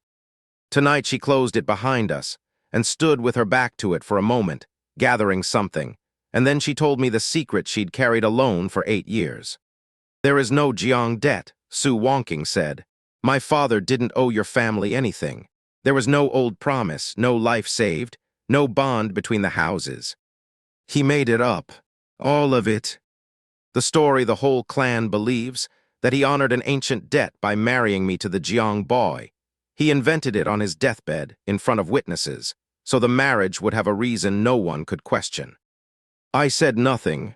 You don't interrupt a person setting down a weight that heavy. "He was dying," she went on, and her voice was steady in the way I'd learned meant the opposite. "Fast. Cultivation injury that the elders couldn't heal, and the sects wouldn't, not for a clan as small as we'd become. And he knew that the day he died, the council would marry me off within the year to whatever sect bid highest.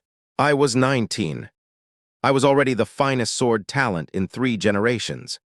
To them I wasn't a daughter, I was an asset, the best card the Sioux clan had left to play, and they would play me the moment he wasn't there to stop them." Her jaw tightened. Goldfall would have come then, 8 years early, or worse. Some great sect would have bought me and absorbed our clan, and I would have spent my life as a prize in someone else's house, my children someone else's heirs, the Sioux name swallowed whole. "So he married you to someone who couldn't sell you," I said quietly, the shape of it coming clear. "He married me to a nobody." She looked at me and her gray eyes were fierce and bright, on purpose. "The lowest live-in husband he could find. No sect, no name, no power, no faction that could ever use the connection. Because a husband with nothing was the only husband who could never become a leash. No sect would ally with us to reach a doormat's wife. No power could be threatened into trading me, because I was already spoken for by a death vow no superstitious clan would dare break. He didn't marry me to Jiang Mu to honor a debt. He married me to Jiang Mu to protect me, to make me worthless on the marriage market so I could be free of it. The most useless husband in Yunju was the strongest wall he could build around his daughter with his last breath. The lawyer in me understood it instantly and completely, and the rest of me was quiet with something else. It was, I thought, one of the most ruthless and loving things I'd ever heard a man do. He'd spent his daughter's reputation to buy her freedom. He'd made her a joke so no one could make her a prize. "He told me at the end," she said, and now her voice did waver just once. "He said, better a free woman married to a fool than a prize married to a wolf. Hold the seat, wait. Wait for someone who chooses you instead of using you. And when he comes, then it's yours, all of it, free and clear. But until then, hold." She drew a breath. So I held 8 years. I watched a fool drool through banquets and stand at the back and flinch from his own shadow. And I thought my father, for all his wisdom, had simply gotten it wrong at the end. Picked badly. That there was no one coming, and the fool was just a fool, and the wall he'd built around me was also a cage. Her eyes came up to mine. And then 3 weeks ago, the fool stood up, and started winning, and stopped being a fool, and started looking at me like the thing my father said to wait for. The system rang. Soft this time, like it knew not to interrupt. Milestone, Su Wonking trusts you with the secret she has guarded for 8 years. Regard, 51% to 64%. +2 boons +60 devotion realm. Kai C to pillar hidden. The bloom tier 5. I barely noticed any of it because I was looking at her, and I had just understood something that mattered more than realms. Your father didn't pick wrong, I said. He bet that one day the nobody he chose would decide to deserve you. He just died before he got to see it pay out. I stepped toward her, one step, which between us was its own small earthquake now. I can't speak for the man who came before me, the one who flinched. He had his reasons. This is a hard world, and he was given a hard hand. I held her gaze, and 3 weeks of bloom and one true night did something to the air in that small, warm room that had nothing to do with any meter.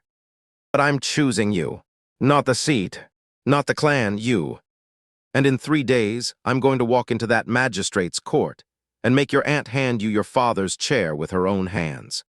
And then I'm going to keep choosing you every day on purpose until you stop bracing for the day I don't. Su Wonking, frostflower of Cloudfall, who had not let a single soul close in 8 years, looked at me across that small room for a long, long moment, and the frost meter didn't just thaw. It cracked all the way through. "Oh, husband," she said. And it wasn't flat, and it wasn't a title. And for one suspended moment in that warded little room, 2 people who had every reason in the world to keep a careful distance simply, finally, didn't. And then, because this is the kind of world it is, and the kind of luck I have, a sound came from the dark compound outside. Not a listener this time. A voice, low and venomous, carried on the night air from the far colonnade where Aunt Su Lan thought no warded study could hear her, to a messenger I couldn't see. The magistrates bought the petitions airtight, Su Lan was saying. But the girl is stubborn and the husband's gotten clever, and I no longer trust the court to finish it cleanly. A pause, a sip of something. So we hedge. Yan Zhuo went home wanting his pride back. The death vow has one other way to break that no magistrate can argue with. Send word to Goldfall. Tell the young master that if the husband simply dies. Before the hearing, the widow is free by law and grateful and his. The paper-cut smile was audible in the dark. And husbands like that one, nobody, no sect, no one to answer to, husbands like that die all the time. Most men, on overhearing a plot to murder them, would feel fear. I felt the cold, clean click of a case coming together, because Aunt Su Lan had just made the same mistake every overconfident party makes eventually. She'd told me her whole strategy. The petition and the knife. And a man who knows both prongs of a trap doesn't have to dodge. He can stand exactly where the trap is and let it close on the hand that set it. She just gave us everything. I told Wonking, low, the 2 of us standing in the dark of the warded study with the venom of her aunt's voice still hanging in the night air outside. The petitions her front, the assassinations her hedge. She thinks one of them has to land before the hearing. I felt myself starting against all the circumstances to smile. Which means all we have to do is survive the knife and break the petition. And she spent every move she has, in public, on the record, where the Elder Council can see her reach for both. Survive the knife, Wonking repeated dryly. You make it sound like an errand. It's the part you're better at than anyone alive. I'll handle the paper. And the paper's already done, Wonking. Look, her entire case rests on one claim, that the marriage is void because your father didn't knowingly bind you to a lawful party. That a dying clan head of sound mind named a specific man in a binding death vow by accident, like a fool. Yes, she said, watching me. And You can't inherit a man's authority by proving in open court that the man was incompetent. I laid it out the way I'd lay it for a judge, slow, each piece clicking into the next.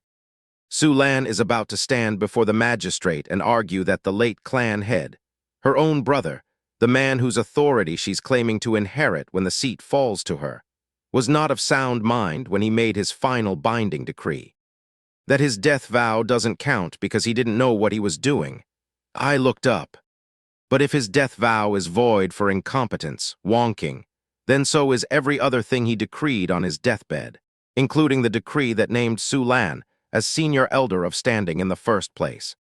She cannot argue your father was a fool whose dying words don't bind, and then claim a seat that only falls to her because of his dying words. She has to choose. Either the death vow stands, and your marriage is valid and she loses, or the death vow is void, and her own standing evaporates with it and she loses. There is no version where the petition wins her the seat. It's a noose she's tying for her own neck and calling it a net for yours. The study was quiet. Wonking read it once more over my shoulder, her clan head mind turning it the way mine had, and I watched her find the same airtight, beautiful, self-defeating shape I'd found. She doesn't see it, she said slowly, because she's so certain the law is on her side that she never read what the law would cost her to use. They never do. People in love with their own advantage stop reading at the part where they win. I set the petition down. We don't even have to stop the hearing. We want the hearing. We let her stand up in front of the magistrate and the council and spring her own trap on herself, in public, where every elder who's been on the fence sees exactly who she is and exactly what her cleverness is worth. 3 days, we just have to live to attend. I wasn't surviving the Sioux clan anymore. I was running a campaign inside it, with the most powerful woman in Cloudfall as my partner instead of my judge, and the warmth meter glowing steady and unhidden in the corner of my sight told me she felt the shift too. The next 2 days we built. Not walls, trust. I went to Elder Y and the council members who'd started to turn, and I didn't ask them to take sides. I just showed them the petition and let them read it, and let them arrive on their own at the noose Su Lan had tied. Even Elder Fang, sour to the last, audited the petition's claims against the clan rolls unasked, and reported the inconsistencies to the council in his flat, incorruptible voice, and that was worth more than any speech I could have made. Su Heng started following me around. Not menacing now, guarding in his clumsy way, a young bull who decided the doormat was his to protect, and was too proud to say so. Auntie Bo fed me warm meals openly in the kitchen, where everyone could see. The clan that had married Wonking to a punchline was, arc by arc, becoming a clan that stood behind the both of us. And the system, quiet through all of it, rang once at the end of the second day, soft and almost approving. The husband is no longer the clan's joke. He is becoming its spine. On the third night, the new moon, the hearing at dawn, the clan gathered in the great hall for a quiet assembly, the council and the household together, a show of unity before we walked into the magistrate's court as one. Lanterns everywhere, Wonking at the high seat, and me, for the first time, invited to stand beside it rather than at the back among the furniture. The whole Sioux clan in one warm, lamplit room united, ready, the trap laid and the morning one before it came. I should have known. Clan all in one place, lanterns lit, guards relaxed. The night of the new moon when the dark is deepest, that isn't a celebration. It's a target. The lanterns went out all at once. Su Lan hadn't waited for the court after all. The hedge had become the play. There. The dark didn't just fall, it slammed. 1 second we were a family under lanterns, and the next, the world was a void where the only thing I could hear was the frantic heartbeat of the people around me, and the singular metallic shink of Wonking's sword leaving its scabbard. Then the screaming started. It wasn't the sound of a fight, it was the sound of a slaughter. The killers didn't come through the doors. They dropped from the rafters and leaped the walls, moving with a synchronized, predatory grace that told me these weren't just hired thugs. They were trained, they were fast, and they were wearing the muted gray of ghosts, cutting through the relaxed guards like they were made of paper. I didn't panic. I've spent a career watching people lose their minds in the middle of a collapse, and the first rule of a crisis is that the man who keeps his head is the only one who sees the exit. I stepped into the gap between the chaos and wonking, my hand instinctively reaching for the small of her back, not to protect her, because she was a gold-core sword saint who could turn this room into a glacier, but to anchor her. Stay centered, I told her, my voice low and steady. They aren't here for the clan. They are here for the head. Wonking didn't answer. She didn't have to. A wave of frost exploded outward from her feet, a circle of absolute zero that froze the first 3 attackers mid-leap, turning them into glittering statues of meat and ice. It was a masterpiece of efficiency. For a few seconds, she was the only light in the room, the pale sheen of her blade carving arcs of silver through the dark.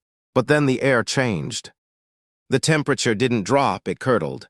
A thick, cloying scent of sandalwood and old graves filled the hall, and from the center of the carnage, a figure stepped forward. He was thin, almost skeletal, dressed in robes the color of a bruised plum. He wore a blindfold of white silk over eyes that had clearly seen too much, and in his hand, he carried a censer that leaked a heavy, iridescent smoke. He didn't look at the guards. He didn't even look at Wonking. He tilted his head, sniffing the air, and then his sightless face locked onto me. Or rather, it locked onto the space just an inch to the left of my chest. A thread, the old man croaked, his voice sounding like dry parchment rubbing together. A golden filament, a bondrite woven in secret, feeding on the heart of a goddess to lift a worm. My stomach dropped. I'd known the system was a cheat, but I hadn't realized it left a footprint. To a normal cultivator, the hearth bond was invisible, but this man wasn't a normal cultivator. He was a reader, a specialist in the invisible architecture of the soul. Break it, the old man commanded. He didn't swing a sword. He didn't cast a spell. He simply flicked a handful of the iridescent ash from his censer toward us. It didn't travel like a projectile. It drifted, guided by a magnetism I could feel in my marrow, and it didn't hit my skin. It hit the thread. The moment the ash touched that invisible line of light running between me and Wonking, the world tilted.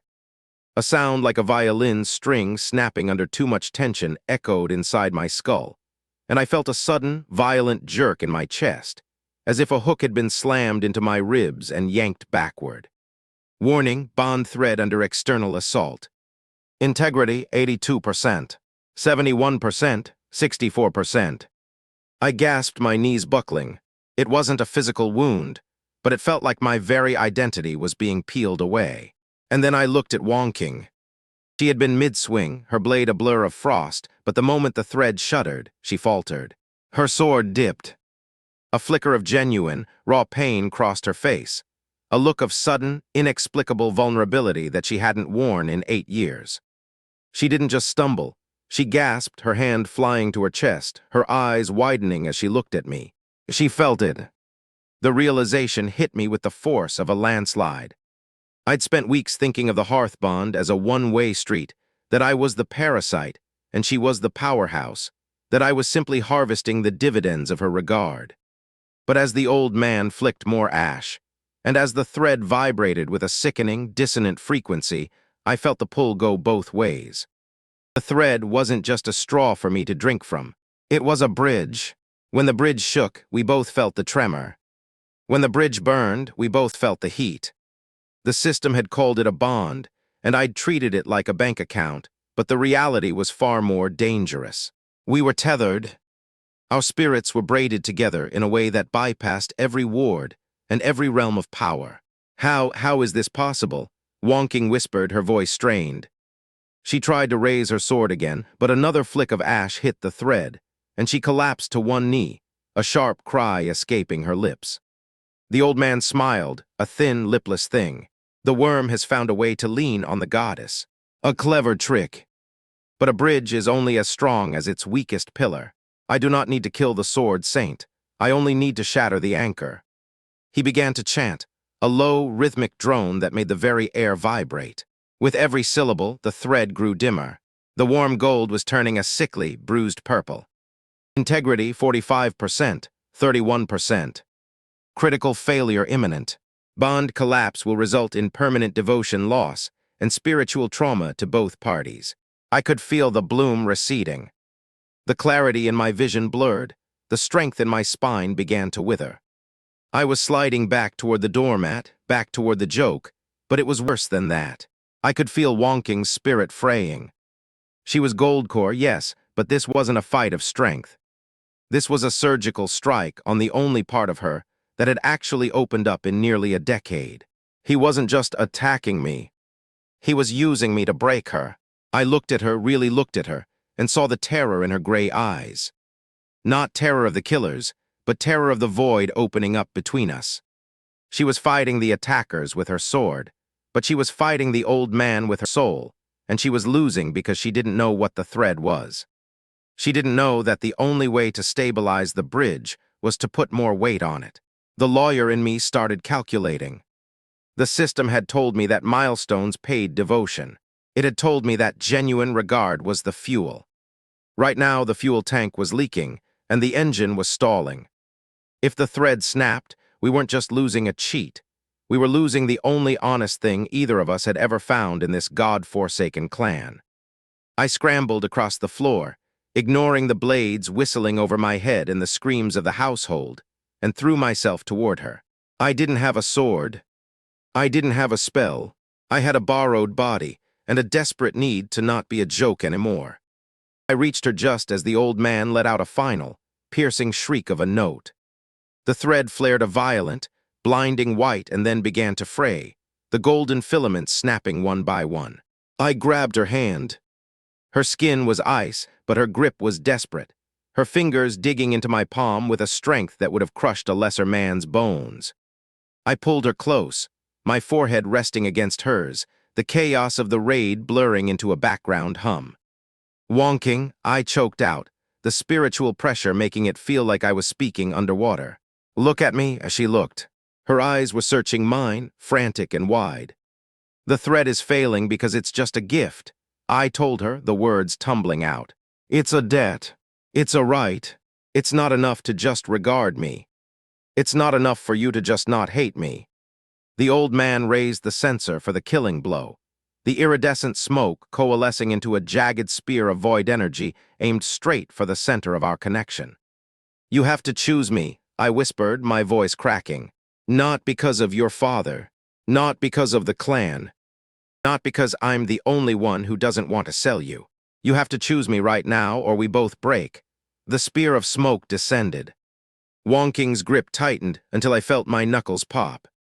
I could see the conflict in her eyes, the 8 years of ice, the fear of being a prize, the terror of trusting a man who had spent a decade being a punchline. She was a mountain and I was the weather, and for the first time the mountain was shaking. The spear hit the thread. A shockwave of spiritual agony ripped through us, throwing us backward. I felt a void open up in my chest, a coldness that made the frost flower's sword look like a summer breeze. The gold was gone. The warmth was gone.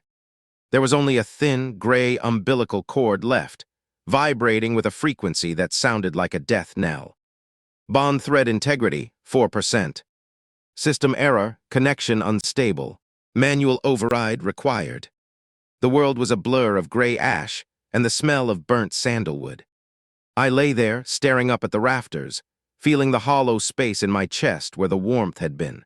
It was a physical absence, a missing limb. For the first time since I'd woken up in this body, I felt the full weight of being Jiang Mu, the man with the spine of a wet napkin, the man who was nothing more than a footnote in someone else's legend. I was a rounding error again. A few feet away, Wonking looked like a shattered statue. Her gray eyes were open, but they were vacant, staring at the ceiling with a terrifying stillness. The blind reader had done more than just attack a system. He had ripped out the only bridge she had to another human being. She wasn't just wounded, she was adrift. The killers didn't wait for us to recover. They moved in, their gray robes blending into the smoke, blades raised for the final clinical cuts. They didn't even look at us as people, just obstacles to be cleared before the house was officially hers. I tried to move, but my muscles were unresponsive, the spiritual trauma leaving me paralyzed in the dirt. I could see the lead assassin stepping toward Wonking, his sword angled for her throat. She didn't even blink. She had simply stopped fighting. And that's when the lawyer in me, the part of me that doesn't care about realms or Kai, only about the terms of the agreement, realized the mistake the old man had made. He thought he had severed the bond. He thought that by breaking the bridge, he'd freed the goddess and killed the worm. But a bond isn't a bridge you build from the outside. A bond is a knot, and if you pull a knot tight enough, it doesn't break, it fuses. The thread between us wasn't gone. It was just compressed. It had been crushed down into a single, microscopic point of absolute tension, a singularity of spiritual agony that was currently vibrating at a frequency that could tear the world apart if someone just gave it a reason to ignite. I didn't have power. I didn't have a technique. But I had the one thing the blind man had ignored, the fact that I actually gave a damn if this woman lived. I forced my body to move. It wasn't a graceful surge of Kai. It was a raw, ugly crawl through the ash. I dragged myself across the stone, my fingers clawing at the grit until I reached her. I didn't look at the assassins. I didn't look at the old man. I only looked at the woman who had spent 8 years pretending I didn't exist, and who was now looking through me into a void. I reached up and cupped her face. Her skin was like marble in a winter storm, freezing and fragile. Wonking, I rasped, my voice sounding like it had been dragged through gravel. Look at me. Not the void. Not the smoke. Me, her eyes flickered. The gray began to clear, just a fraction, as she focused on my face. I could see the terror there, but beneath it, there was something else, a desperate, starving need to be seen. I'm not a joke, I whispered, and for the first time I wasn't saying it to the clan or to the system. I was saying it to her. And you aren't a statue. Stop being a legend for 1 second, and just be a woman who's terrified. It's okay, I'm terrified too. The lead assassin's blade began its descent. In that heartbeat, Wonking didn't reach for a sword. She didn't call upon her gold core. She did the only thing that mattered. She leaned in. It wasn't a romantic gesture. It wasn't a scene from a story. It was a collision. She crashed her lips against mine with a desperation that felt like a drowning person reaching for a ledge. It was clumsy, frantic, and tasted of salt and copper. But the moment our breath mingled, the singularity snapped. The world didn't just brighten, it detonated. Vow deepening triggered, first conscious choice. Bond thread integrity, 4% to 100%. Tear jump, devotion overflow. A pillar of gold light erupted from the point of contact, slamming upward through the roof of the hall and carving a hole into the night sky. The shockwave hit the assassins like a physical wall, throwing them backward into the walls with enough force to crack the stone. The blind reader screamed, his censer shattering in his hand as the iridescent smoke was incinerated by a heat that didn't come from a furnace, but from a heart. And then the bloom hit. It wasn't a slow refinement this time. It wasn't a half-inch of posture or a clearer jawline. It was a total systemic overwrite. I felt my bones vibrate, my muscles knitting together with a density that felt like forged steel. The gray haze of the doormat didn't just lift, it was burned away. I pulled back from her, and for the first time I didn't have to pretend. I didn't have to hide behind a smile.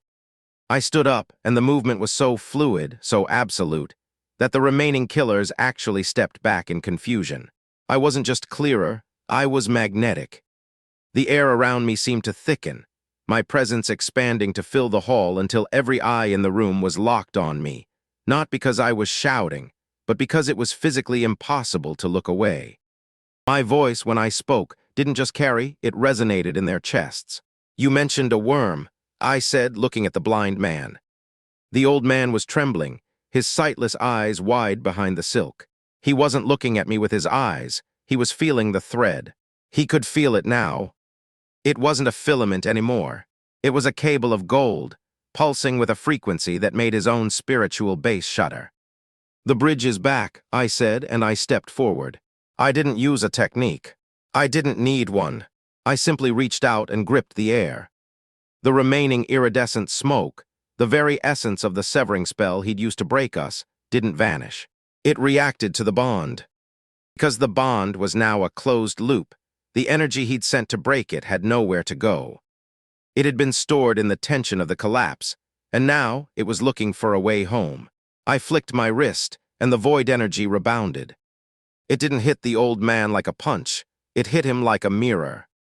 Every ounce of spiritual trauma he'd tried to inflict on us, every shred of the severing he'd woven into his ash, slammed back into his own spirit veins. He didn't even have time to scream. He simply folded inward, his body collapsing like a piece of wet paper, his sightless eyes rolling back as his own spell erased his connection to the world. The hall went silent. The assassins, seeing their master reduced to a heap of bruised plum robes, didn't wait for orders. They turned and fled into the night, but they weren't running from a sword saint. They were running from the man who had just stood up from the dirt and rewritten the rules of the room. I turned to Wonking. She was staring at me. Truly staring. The ice was gone, replaced by a look of profound, rattling confusion. She looked at my face, my frame, the way I occupied the space around her, and I saw her breath hitch. She didn't know what had happened. She couldn't see the system panels or the devotion tiers, but she could feel the pull. It was no longer a flicker. It was a tide, dragging her toward me with a force she couldn't account for. Bloom Tier 6 attained. Presence magnetic. The disguise is no longer viable. I smiled, and for the first time, it wasn't the doormat's grin. It was the smile of a man who had just won a case he'd been told was unwinnable. The silence that followed the raid wasn't the kind of silence you find in a library. It was the kind you find in a shipwreck, where everyone is just waiting to see who's still breathing. I stood there in the center of the ruined hall, the gold light of the vow deepening still humming in my marrow, and I could feel every eye in the room pinned to me. Not the furniture look, not the rounding error glance. They were looking at me the way you look at a bomb that's just decided not to go off. I looked down at my hands. They were steady. My chest felt wide, my vision sharp enough to count the cracks in the ceiling tiles. The bloom hadn't just polished me, it had rebuilt me. I could feel the magnetic pull radiating off my skin, a heavy, invisible pressure that made the surviving guards shift their weight, subconsciously giving me space. The disguise was gone. You can't pretend to be a doormat when you're suddenly the only thing in the room with a gravitational pull. Beside me, Wonking was still frozen. She was looking at me with an expression that was almost painful to witness, a mixture of shock, suspicion, and a raw, involuntary attraction that she was fighting with every fiber of her being. She was a gold-core sword saint, a woman who had spent her life mastering the art of the impenetrable wall, and I had just walked through that wall and kissed her in front of her entire household. "You," she whispered. Her voice was shaky, the first time I'd ever heard it lose its crystalline edge. "What are you?" I didn't give her the system's manual. I didn't tell her about devotion tiers or the first lender. Instead, I leaned in, letting that new, resonant frequency of my voice do the heavy lifting. "I'm your husband," I said, "and I think we both need a drink." The aftermath was a blur of controlled chaos. The clan elders descended like vultures, their faces a kaleidoscope of confusion and greed. They'd seen the blast.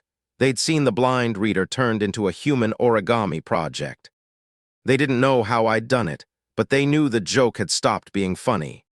Aunt Sulan was there, her plum-colored robes dusted with ash, her eyes darting between me and Wonking with a predatory intensity. She didn't ask how I'd grown strong, she asked who had helped me. In her world, a man like me doesn't just ascend, he's a puppet for someone else's string. I played it the only way a lawyer knows how to play a losing hand. I pretended it was a fluke. A surge of latent chi. I told them, my face returning to that carefully crafted mask of modesty, though the bloom made the modesty look like a choice rather than a trait. The trauma of the attack. Something just snapped. It was a lie so thin you could see through it, but it gave them a category to put me in. They couldn't wrap their heads around the hearth bond, so they settled for freak accident. It bought me a few hours of breathing room, but as I led wonking out of the hall, I could feel the atmosphere of the clan shifting. I wasn't the joke anymore. Now I was a variable. And in a family of monsters, variables get dissected. The morning after felt like a different world. The sun crawled over the peaks of Cloudfall City, filtering through the rice paper screens of our shared quarters. For the first time in 8 years, the room didn't feel like a cold cell. It felt like a sanctuary. Wonking was sitting by the window, her deep blue robes draped loosely around her, her silver-black hair falling in a wild, unbrushed curtain down her back. She was staring at her longsword, but she wasn't seeing it. She was thinking about the kiss. I could tell because every time I moved, her eyes flicked toward me, not a glance, but a pull. She was fighting the magnetism, her jaw tight, her shoulders rigid, but the thread between us was pulsing a steady, warm gold. I walked over to her, the floorboards barely creaking under a weight that felt more intentional than it ever had before. I didn't say anything. I just stood behind her, the distance between us charged with a tension that felt like a bowstring pulled to the breaking point. "Don't," she murmured, though she didn't move away. "Don't think that because you saved me, that anything has changed." "I don't think anything has changed," I said, my voice dropping an octave, vibrating in the small space between us. "I think everything has changed. You're not a statue wonking. And I'm not a footnote." She turned then, her pale gray eyes searching mine. There was no ice left, only a shimmering, terrified curiosity. For a second, the world narrowed down to the two of us, the sword saint and the lawyer, and she leaned her head against my chest, just for a heartbeat, closing her eyes. It was a tiny gesture, a fraction of a thaw, but the system flared behind my eyes. Milestone, first moment of vulnerability. Regard, 18% to 24%. +1 boon, +20 devotion. I didn't push for more. I knew the rhythm of this. If you squeeze a witness too hard, they clam up. If you push a woman like wonking too fast, she'll build a glacier between us that not even a vow deepening could melt. I just rested my hand on her shoulder, feeling the slight tremble in her frame, and let her exist in the silence. But the silence was a lie. While we were playing house in the morning light, the rest of the clan was playing war. I spent the afternoon in the archives, pretending to be a dutiful husband while I actually mapped the legal wreckage of the raid. The blind reader hadn't been a lone wolf. He was a specialist, the kind of man you hire when you want to erase a spiritual connection without leaving a bloodstain. And the fact that he'd been sent meant that someone with a lot of money and a very specific grudge, was now officially interested in the Sioux clan's internal marriage. And then there was the Crimson Panel. Debt recognized, the first lender has been alerted. It had been hanging in the corner of my vision for 12 hours, a blood-red reminder that my cheat wasn't a gift. It was a loan with a predatory interest rate. The system wouldn't tell me who the lender was, only that they were en route. In my experience, when a lender comes to collect, they don't start with a polite phone call. They start by seizing the assets. And in this contract, the asset was the bond. I tried to ignore the dread by focusing on the immediate threat, the void petition. The raid had been a distraction, a violent opening act for the real play. Aunt Sulan hadn't given up on the annulment. She'd just changed the venue. She had filed a petition with the city magistrate, claiming that the marriage was void from the start, due to a spiritual incompatibility that had supposedly endangered the clan's stability. In the Sioux clan, the elders could be argued with, but the magistrate of Cloudfall was a different beast. He was a pillar realm cultivator who viewed the clans as his personal piggy bank. He didn't care about death vows or ancestral debts. He cared about spirit stones and political leverage. I spent the evening reviewing the petition through a smuggled copy. It was a masterpiece of legal cruelty. Sue Lan hadn't just asked for a divorce. She had framed the petition as a matter of public safety. She argued that my unstable presence was a leak in the clan's spiritual wards, and that for the protection of the city, the bond needed to be severed by a third-party judicial decree. If the magistrate signed it, the death vow wouldn't matter. A judicial voiding of a marriage was an absolute. It would strip me of my standing, my protection, and likely my life, as I'd be cast out into a city that now knew I possessed some kind of dangerous, hidden power. I sat at my desk, the dim lamplight casting long shadows across the room, and I did the math. The magistrate was bought. The witnesses were paid. The evidence was forged. On paper, I was already gone. I looked across the room at Wonking, who was practicing her forms, her sword a blur of frost and silver. She looked stronger than she had in years, her spirit anchored by the thread that now bound us. She didn't know that the law was currently sharpening a knife for my throat. She thought the raid was the climax. I leaned back in my chair, the lawyer in me starting to smile. Su Lan had made the classic mistake of the overconfident prosecutor. She had built a case that was too perfect. It was airtight. It was seamless. It was a polished diamond of a lie. And the thing about a polished diamond is that if you hit it at exactly the right angle, the whole thing shatters. As I started to draft my counter-argument, the crimson panel flickered, and a new line of text appeared, cold and absolute. Lender arrival, 24 hours. I had 1 day to save my marriage, 1 day to outmaneuver a corrupt magistrate, and 1 day to figure out what happens when the man who gave me the world comes to take it back. I looked at the petition, then at my wife, and I realized that for the first time in 2 lifetimes, I was actually terrified of the verdict. The bloom hummed low, and I watched her eyes catch on me, that involuntary flick, the gaze snagging on something it couldn't ignore, the pull she still hadn't learned to resist. Is the magistrate hers? Silence. A long one. The dawn light came up enough to turn her silver-black hair to cold mercury, and she looked at me with an expression I hadn't seen before. Not the mountain, not the blade, but the specific, controlled fury of a strategist discovering a blind spot in her own perimeter. To confirm the hearing schedule, the clerk returned this morning. She paused. The magistrate has been replaced. A man named Fang Zhu, transferred from Jade Peak 3 days ago. Su Lan's cousin married into the Fang family 9 years back, 3 days ago. While I was preparing counter-arguments and studying precedent and building a legal trap I was proud of, Su Lan had been replacing the judge. The petition that argued my marriage never existed was about to be heard by a man whose family owed Su Lan a favor, and the elder willing to commit perjury was already rehearsed, and the raid had been the distraction, the chaos that kept everyone too busy to check whether the courtroom had been stacked until it was too late to unstack it. My lawyer brain, which had been riding the high of a one battle all night, landed on the cold concrete of a fact it had missed. The hearing was in 4 hours. The bench was bought. The witness was forged. The petition looked airtight. And the only evidence I had to counter it, my knowledge of clan law, my preparation, my careful legal architecture, was a paper shield facing a courtroom where the man with the gavel had already decided the verdict before the doors opened. "How bad?" she said. "Not a question. Bad enough that I need to stop pretending I'm a body temper with a lucky streak," I said, and the words tasted like the beginning of something I couldn't take back. "How much does the Fang family want? More than we have." Her gaze held mine, steady, furious, trusting in a way that made the thread sing. "And less than Su Lan is willing to spend to be rid of you. 4 hours. A bought magistrate. An airtight petition.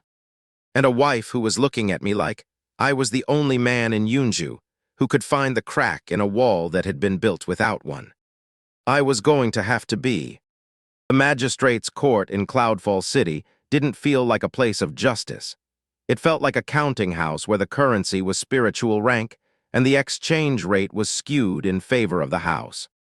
The room was a cavern of polished obsidian and towering white pillars, designed to make anyone standing in the center feel like an ant waiting for a boot. At the high bench sat Magistrate Zhao, a pillar realm cultivator with a belly that strained against his gold-threaded robes and eyes that looked at me like I was a smudge on a window. He didn't see a man. He saw a nuisance that was delaying his lunch. To my left, Aunt Su Lan was in her element. She wore her most ornate plum robes, her jade pins shimmering under the lanterns, her face a mask of concerned piety. She had spent the last hour weaving a narrative that would have made a professional liar blush. She didn't just argue that my marriage was void. She painted me as a spiritual parasite, a glitch in the Sioux clan's ancestral flow that threatened to destabilize the very wards protecting the city. "Your Honor," Sue Lan said, her voice a silken thread of manufactured grief. "We do not wish to be cruel, but the evidence is clear. The husband's sudden, unnatural surge of power. This accident, he claims, is proof of an unstable core. For the safety of the clan and the peace of Cloudfall, the bond must be severed. It is the only way to ensure the Sioux heir is not dragged down by a sinking stone." The courtroom hushed. The gallery was packed with clan members and city nobles, all of them waiting for the gavel to drop. I could feel the magnetic weight of the bloom pushing against the air around me, making the guards nearby twitchy. I wasn't hiding it anymore, I couldn't, but I was wearing it like a tailored suit, calm and precise. Beside me, wonking, was a statue of Frost. She hadn't spoken a word since we entered. She stood with her long sword resting against her shoulder, her gray eyes fixed on the magistrate with a coldness that could have frozen the obsidian floor. She didn't look at Sue Lan. She didn't look at me. She was a blade held in tension, waiting for the signal to snap. Magistrate Zhao leaned forward, a small, greedy smile touching his lips. He'd already decided the verdict. The spirit stones Sue Lan had likely slid across his desk were already singing in his pockets. "The petition is well-reasoned," Zhao droned. "The stability of a great clan is paramount. If the bond is indeed a risk to the city's wards, the law provides for a judicial voiding. Jiangmu, do you have any defense, or shall we proceed to the severance?" This was the moment. The trap was sprung, the witnesses were primed, and the judge was bought. In any other world, I'd be packing my bags. But I wasn't just a husband. I was a divorce lawyer who had spent a decade finding the one sentence in a 100-page contract that turned the whole thing into a liability for the person who wrote it. I stepped forward. I didn't bow. I didn't grovel. I just looked at the magistrate and let my voice resonate, that new, heavy frequency filling the hall. "I have a defense, Your Honor, but before I present it, I want to clarify the legal basis of the petition. Aunt Sue Lan is arguing that the marriage is void because my presence is a risk to the clan's stability, correct?" "Correct," Sue Lan replied, her smile sharpening. "And she is petitioning for this voiding in her capacity as the acting regent of the Sioux clan, acting in the best interest of the family's spiritual health." "Precisely," she said. I smiled. It wasn't a doormat's grin. It was the look of a man who had just found the kill switch. "That's interesting," I said, my voice dropping to a conversational tone that somehow carried to the back of the room. "Because if we examine the Sioux clan's internal charter, the one filed with the city archives 3 generations ago, the role of acting regent is a temporary stewardship. It exists only so long as the rightful heir is unable or unfit to lead. The moment the heir achieves gold core status and assumes their duties, the regency is automatically dissolved. The regent's authority vanishes instantly." Sue Lan's smile didn't disappear, but it froze. I didn't stop. I leaned in, the lawyer and me hitting the acceleration. "The petition filed today is signed by Sue Lan as the acting regent. But the facts are these. Sue Wonking hit gold core years ago. She is the undisputed strength of the clan. By the very laws Sue Lan is using to argue this case, Sue Lan has been an unauthorized occupant of the regency for months. She has been signing decrees, managing levies, and now filing judicial petitions using a title she no longer legally possesses." The room shifted. The nobles began to whisper. Magistrate Zhao blinked, his greedy smile faltering as he realized he'd been paid in currency that might be counterfeit. "This is a technicality," Sue Lan snapped, her poise cracking. "The heir's transition was gradual. The law doesn't do gradual, Aunt." I interrupted, my voice ringing like a bell. "The law does is or is not. You are not the regent, which means this petition isn't a legal request from the Sioux clan. It's a private request from a woman with no standing to represent the family. In fact, filing a judicial petition under a false title isn't just a mistake. It's fraud against the city magistrate's court." I turned to the judge, my expression one of exaggerated concern. Your Honor, I'm sure you're as appalled as I am. To think that someone would attempt to deceive this honorable court by forging the authority of a clan's regency. It's practically an insult to your office. Zhao's face went from gold to a mottled purple. He didn't care about the law, but he cared deeply about being made to look like a fool in front of the city's elite. He looked at Su Lan, then at the petition, then at the silver black-haired woman standing beside me. Wang Qing finally moved. She didn't look at the judge. She looked at Su Lan. The air in the room plummeted. A thin layer of frost began to creep across the obsidian floor, radiating from Wang Qing's boots. The pressure of her gold core presence slammed into the room, making the gallery gasp and the guards recoil. She didn't need a lawyer to tell her she was in charge. She just reminded the room that she was the only person there who could actually kill everyone in it. The petition is withdrawn, Wang Qing said. Her voice was a glacier sliding into the sea, quiet, heavy, and absolute. And the regency is ended. Now, Magistrate Zhao didn't even hesitate. He didn't want to be on the wrong side of a gold-core sword saint who had just been told she was the boss. He slammed his gavel down with enough force to crack the wood. Petition dismissed. The court recognizes Su Wangqing as the sole authority of the Su clan. All previous regency decrees are hereby under review for legitimacy. The hall erupted. Su Lan looked like she'd been slapped with a frozen fish. She looked at me, and for the first time I saw genuine, unfiltered hatred in her eyes. Not the polished hate of a schemer, but the raw rage of a woman who had just lost everything to a man she'd spent 8 years treating like a footstool. But the victory felt strange. As I stood there, the winner of the legal battle, I felt the crimson panel flare in the corner of my sight. Lender arrival, 18 hours. The clock was ticking. I had won the court, but the real debt was still coming. Wang Qing stepped closer to me. The frost around her feet receded, and I felt that invisible thread between us pulse with a sudden, fierce heat. She didn't say thank you, that wasn't her way, but she reached out and gripped my forearm. Her fingers were tight, her touch grounding. You enjoyed that, she murmured, her gray eyes scanning my face. I love a good closing argument, I replied. The aftermath was a whirlwind. With the regency dissolved and the fraud exposed, the clan elders scrambled to pivot their loyalties. Wang Qing didn't just take the seat, she purged the rot. Within 3 hours, she had stripped Su Lan of her titles and banished her from the inner sanctum. But Su Lan didn't go quietly. As the guards escorted her toward the city gates, she stopped and looked back at Wang Qing, a jagged, ugly smile on her face. You think you've won, little niece? Su Lan spat, her voice carrying across the courtyard. You think the lawyer boy has saved you. The Su clan is built on secrets, and I'm the only one who knows where the bodies are buried. You can take my title, but you can't take what I've already sold. Wang Qing stiffened, her hand flying to the hilt of her sword. What have you sold? Su Lan didn't answer. She just laughed, a sharp, brittle sound, and disappeared into the crowds of Cloudfall City. I felt the warmth of the victory vanish, replaced by a cold, sinking feeling in my gut. I looked at Wang Qing, and I saw the flicker of doubt return to her eyes. She had the clan, she had the power, and she had a husband who could outthink a magistrate. But the Su clan had a history, and Su Lan had just told the world that she'd turned a piece of it into a weapon. The transition from furniture to strategist happened in the span of a single afternoon. Once Su Lan was tossed out of the gates, the Su clan didn't suddenly become a paradise, it became a vacuum.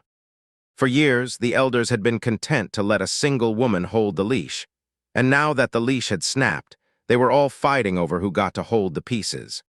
Wang Qing sat in the high seat of the ancestral hall, her expression as unreadable as a blank scroll, but I could see the tension in the line of her shoulders.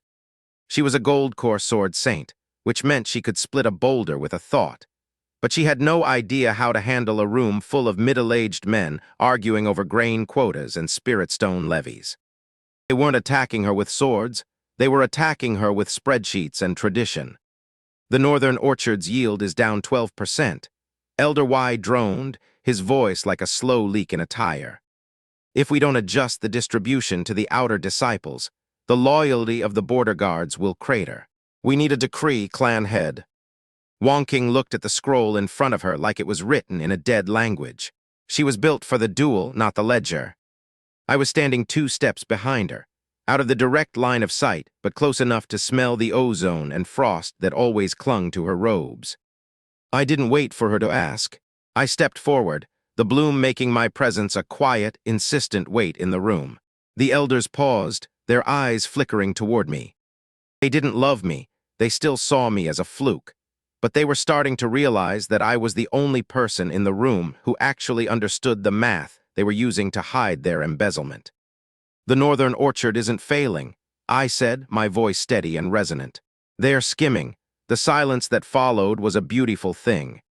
Elder Y's face went a shade of gray that almost matched Wonking's eyes. I beg your pardon, Y sputtered.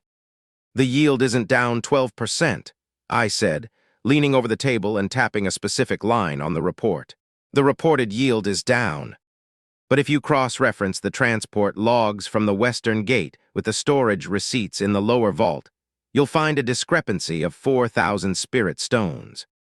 The orchard is producing at peak capacity. Someone is just diverting the surplus to a private account in the city. I looked up at the elders. I didn't use a lawyer's voice. I used the voice of a man who had spent 10,000 hours finding the one lie in a mountain of truth. I'm guessing that account is registered to a shell company in the Goldfall district, Elder Y, or perhaps a distant cousin with a very expensive taste in jade. Y didn't answer. He didn't even breathe. He just stared at me with a look of sheer, paralyzed horror. He'd spent a decade treating me like a ghost, and now the ghost was auditing his books. Wonking didn't move, but I felt the thread between us hum. She didn't look back at me, but I could see the corner of her mouth twitch.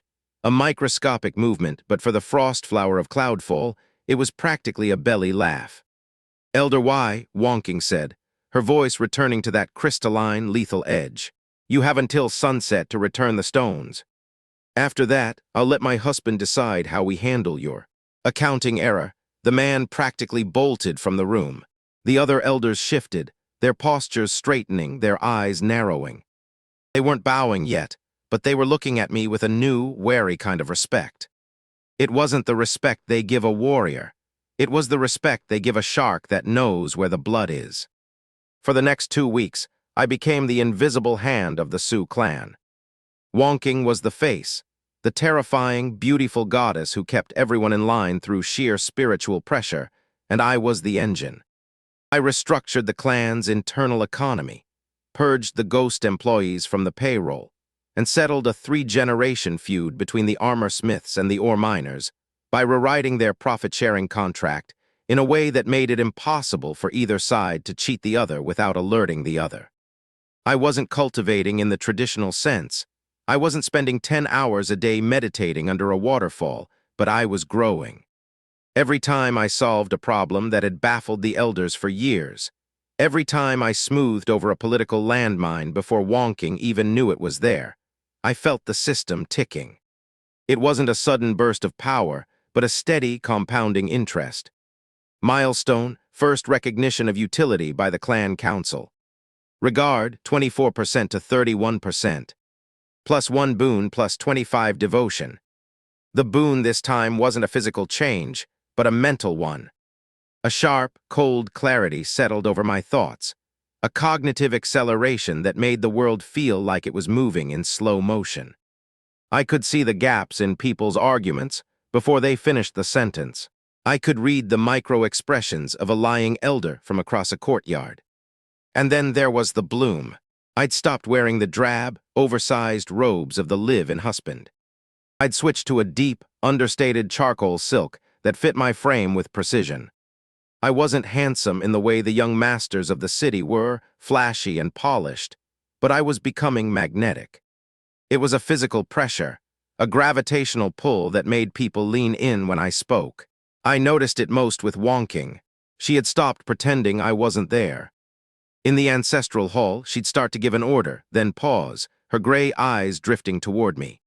She'd wait for my nod, or a single whispered word in her ear before she continued. We had developed a rhythm, a silent, charged language of glances and half-smiles. One evening, after the elders had finally cleared out, we were left alone in the study. The room was dim, lit only by a few floating spirit lamps that cast long, amber shadows across the mahogany desks. Wonking was leaning back in her chair, her longsword resting against the table, her silver-black hair spilling over her shoulders like a frozen waterfall. She was staring at me. Not the "what are you" stare of the raid, but something softer. Something that felt like it was actually tasting the air between us. "You're doing it again," she murmured. "Doing what?" I asked, leaning against the bookshelf, letting the magnetic weight of the bloom settle. "Making me forget what I was thinking about," she said. She frowned, a small, frustrated line appearing between her brows. "I was going to ask you about the quarterly reports for the Southern Outpost, but I looked at you and the thought just vanished." I didn't push. I didn't brag. I just gave her that self-deprecating half-smile, the one that told her I knew exactly what was happening, and that I found it utterly delightful. "Maybe you're just tired, clan head," I said. She huffed, a sound that was almost a laugh, and for a second she looked less like a sword saint and more like a 22-year-old woman who was losing a fight with her own heart. She stood up and walked toward me, the distance closing until I could feel the chill of her presence fighting the warmth of my own. She didn't touch me, but she stopped just an inch shy of my chest, her pale gray eyes searching mine. Milestone, involuntary attraction acknowledged. Regard, 31% to 38%. +1 boon, +40 devotion. The system flared, and I felt a surge of warmth bloom in my chest, a thickening of my presence that made the air in the room vibrate. I could see the thread between us glowing a vivid, pulsing gold, thicker than it had ever been. She felt it too. I could see it in the way her breath hitched, the way her gaze dropped to my lips for a fraction of a second before she snapped back to my eyes. "You're an infuriating man, Jiangmu," she whispered. "I've been told that," I replied. We stayed there for a long moment, the tension pulled tight as a bowstring, the kind of silence that usually ends in a crash. But just as she seemed to be leaning in, the heavy doors of the study were flung open with a violence that shook the walls. A man marched in, flanked by 4 armored guards. He wasn't a Sioux clan member. He wore the shimmering gold and crimson silks of the Goldfall sect, the powerhouse organization that oversaw the region's cultivation laws. He was middle-aged, with a face like a pinched grape and an expression of profound disgust. He didn't bow. He didn't acknowledge the clan head. He just slammed a heavy, wax-sealed scroll onto the table between us. Su Wonking, the envoy, barked, his voice grating like gravel. "The Goldfall sect has received a formal petition of redress from the House of Yanjiuo. The injuries sustained by the young master during your domestic dispute were not merely physical." The Goldfall sect envoy didn't wait for an answer. He didn't even give us the dignity of a conversation. He just left the scroll on the table like a death warrant and marched out, his crimson robes snapping behind him. The silence he left in his wake was heavy, the kind of silence that follows a landslide. Wonking didn't move. She remained standing, her hand still locked on the hilt of her sword, her gaze fixed on the door. The frost on the ink pots hadn't melted. If anything, it was spreading, crawling across the mahogany in jagged, crystalline veins. She was a gold-core saint, a weapon of mass destruction in a silk dress, and for the first time I saw the hairline fracture in that composure. It wasn't fear, Wonking didn't do fear, but it was the look of someone who had spent her entire life building a fortress, only to realize the enemy had a key to the back door. "They can't do it," she whispered. Her voice was still a glacier, but there was a tremor in it, a frequency of raw, suppressed vibration. The duel was sanctioned. The rules were clear. "The rules are clear for people who have the power to enforce them," I said, stepping closer.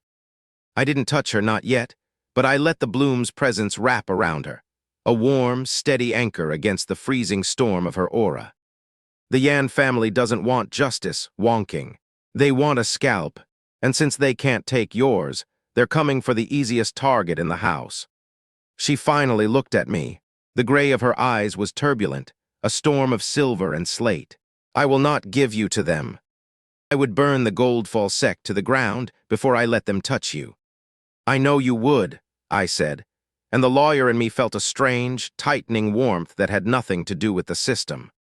But burning the sect is a great way to ensure the Sioux clan ceases to exist by next Tuesday. We don't fight this with a sword. We fight it with a better contract. She let out a long, shuddering breath, and the frost on the table suddenly shattered, turning into a fine white powder. She slumped not a collapse but a surrender of posture, and sank back into her chair. The terrifying clan head vanished, replaced by a woman who looked suddenly, sharply exhausted. My father always said the Goldfall sect was a nest of vipers. She murmured, her gaze drifting to a painting on the far wall, a portrait of a man with the same gray eyes and a smile that looked like it had been earned through 1,000 battles. He spent his last years trying to shield me from them. He knew that being a genius was a gift, but being a visible genius was a target. I watched her, and I felt the gold thread between us pulse. It wasn't a reaction to a milestone. It was something else. It was a rhythmic, independent throb, like a second heartbeat echoing in the space between my ribs. It felt hungry, like the bond was trying to breathe for both of us. He didn't just shield me, she continued, her voice dropping to a hollow resonance. He tried to build a wall. He gave me the sword, the techniques, the status. But he couldn't give me the one thing that actually matters in this city, a master who is still alive to vouch for me. I frowned. Your master. Wonking closed her eyes. The Silver Moon sect. My senior sister and my master. They vanished 10 years ago. A sudden expedition into the northern wastes. No bodies, no letters. Just a void where my entire support system used to be. For a decade, I've been the prodigy without a pedigree. The Sioux clan provides the name, but in the eyes of the Goldfall sect, I'm an orphan with a very sharp blade. I have no one to stand between me and their directives, except for a clan of elders who are more interested in their own pockets than my survival. She opened her eyes, and for a second the ice was gone. There was just a profound, echoing loneliness there, the kind of isolation that comes from being the strongest person in every room you enter. Milestone, shared vulnerability/core trauma revealed. Regard, 38% to 46%. Plus 1 boon plus 60 devotion. The system didn't just flare, it erupted. A wave of heat slammed through me, a surge of devotion that felt like a physical weight. It wasn't the usual trickle, it was a flood. The bloom responded instantly. I felt my jaw sharpen, my voice drop another octave, and a sudden, thick gravity settle into my frame. I wasn't just magnetic now, I was becoming a focal point. And the boon, the reward for her opening the door to that old, frozen room in her heart, wasn't a technique or a stat. It was a sensory expansion. Suddenly, the world didn't just look like a room. It looked like a map of pressures. I could see the flow of Kai in the walls, the tension in the air, and most importantly, I could see the exact point where Wonking's spiritual armor was thin. I moved. I didn't think about it. I just stepped into her space and did something that, a month ago, would have probably resulted in me being cleaved in two. I wrapped my arms around her. She stiffened, her entire body turning into a pillar of salt. I could feel the instinctive urge for her to push me away, the reflex of a woman who had spent 10 years being a weapon. But I didn't let go. I held her, leaning my chin on the top of her head, letting the bloom's warmth bleed into her frost. "You're not an orphan," I whispered. "And you're not alone. You've got a husband who's very good at making people regret their life choices. Let the Goldfall sect send their envoys. Let the Yan family write their petitions. I've spent my previous life dismantling the legacies of people far more arrogant than a few spoiled young masters in gold robes."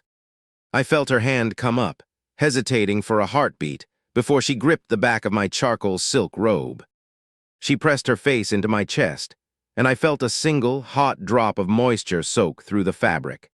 She wasn't sobbing, she was too proud for that, but she was leaning. She was finally, genuinely, letting someone else carry the weight for 5 minutes. The gold thread between us didn't just pulse then, it ignited. It flared with a brilliance that made the spirit lamps in the room seem dim, and for a fleeting second, I felt a strange, terrifying sensation. It wasn't just me drawing power from her regard. It felt like she was drawing something from me, a stability, a groundedness, a piece of my own resolve. the two hearths. The system hadn't explained it, but the feeling was unmistakable. The bond wasn't a one-way street anymore. We were becoming a closed loop. Regard, 46% to 52%.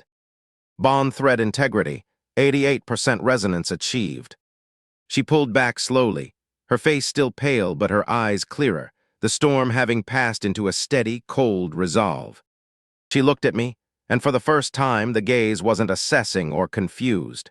It was a look of absolute, unwavering trust. "You really think you can outlawyer the Goldfall sect?" she asked, a ghost of a smile touching her lips.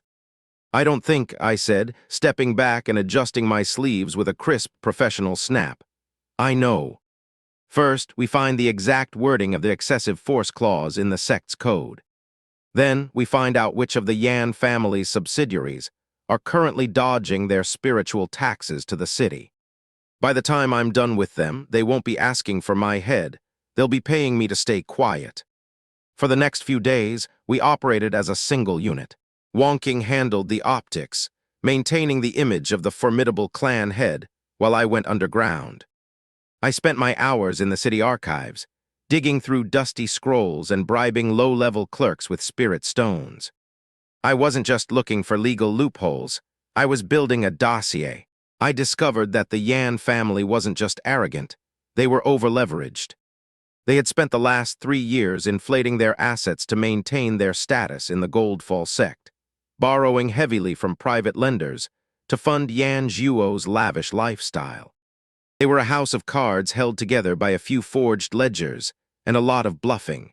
It was a beautiful, fragile mess. I could smell the desperation under the gold silk from a mile away. To clear my head, I took a walk through the Cloudful market.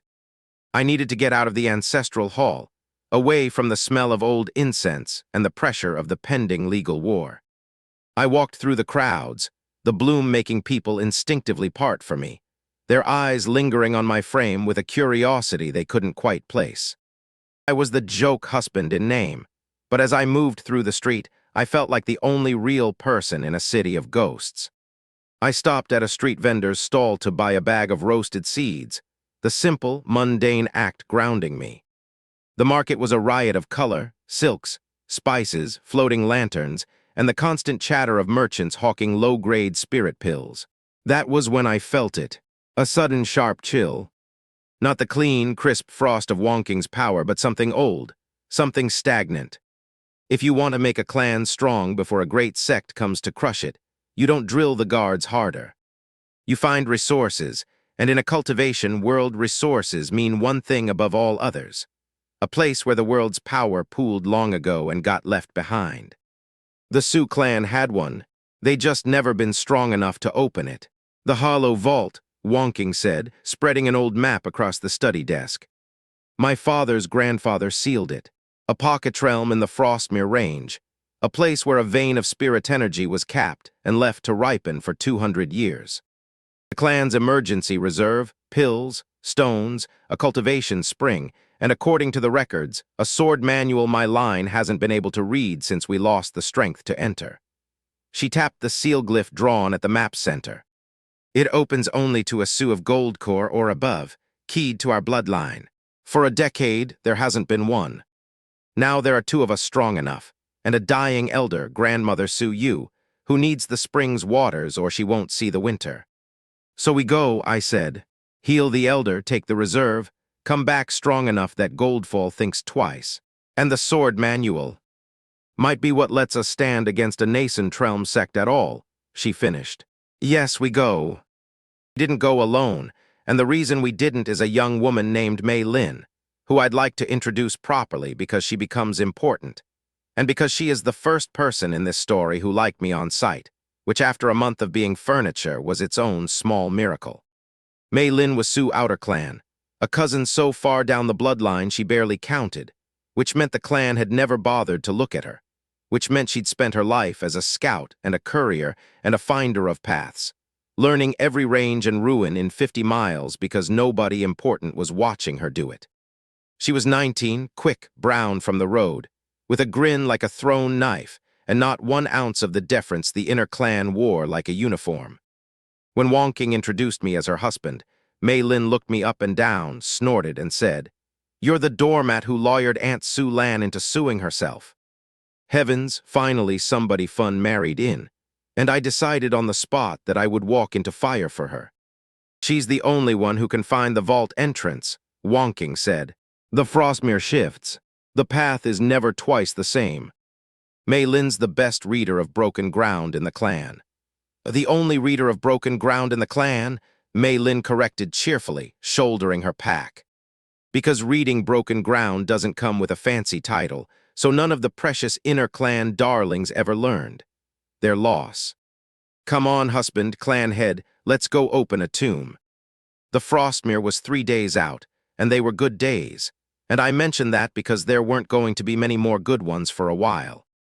Wonking on the road was a different woman than wonking in the high seat, looser, drier, quicker to that rare real laugh, her internal temperature spiking and staying there the whole way.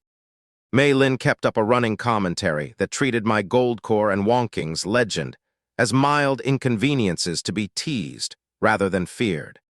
We were, for 3 days, just 3 people walking toward a problem, and the system ticked up small, steady devotion the whole time, the slow accumulation of a woman simply being happy in someone's company, which I was learning counted more than any grand gesture. On the 3rd evening, the bloom did the thing it had started doing in crowds. We stopped at a way station, a rough mountain inn, a dozen travelers, and I watched a table of hunters go quiet as I passed, watched a merchant's daughter find a reason to refill our tea 3 times, watched the room bend, faintly the way rooms had started bending toward me since the magnetic tear landed.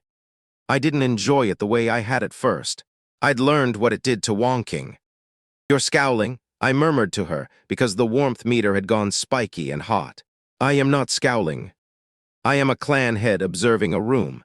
She watched the merchant's daughter retreat with her empty pot, and the tea girl is observing it rather closely. "I hadn't noticed," I lied. "You always notice. You have a meter." Her gray eyes cut to me, and there was the spark in them I'd come to crave, the jealousy she was too proud to name and too honest to fully hide. "It's deeply irritating, husband, being married to a man the whole world has suddenly decided to look at, when I went 8 years certain I'd been married to a co-track."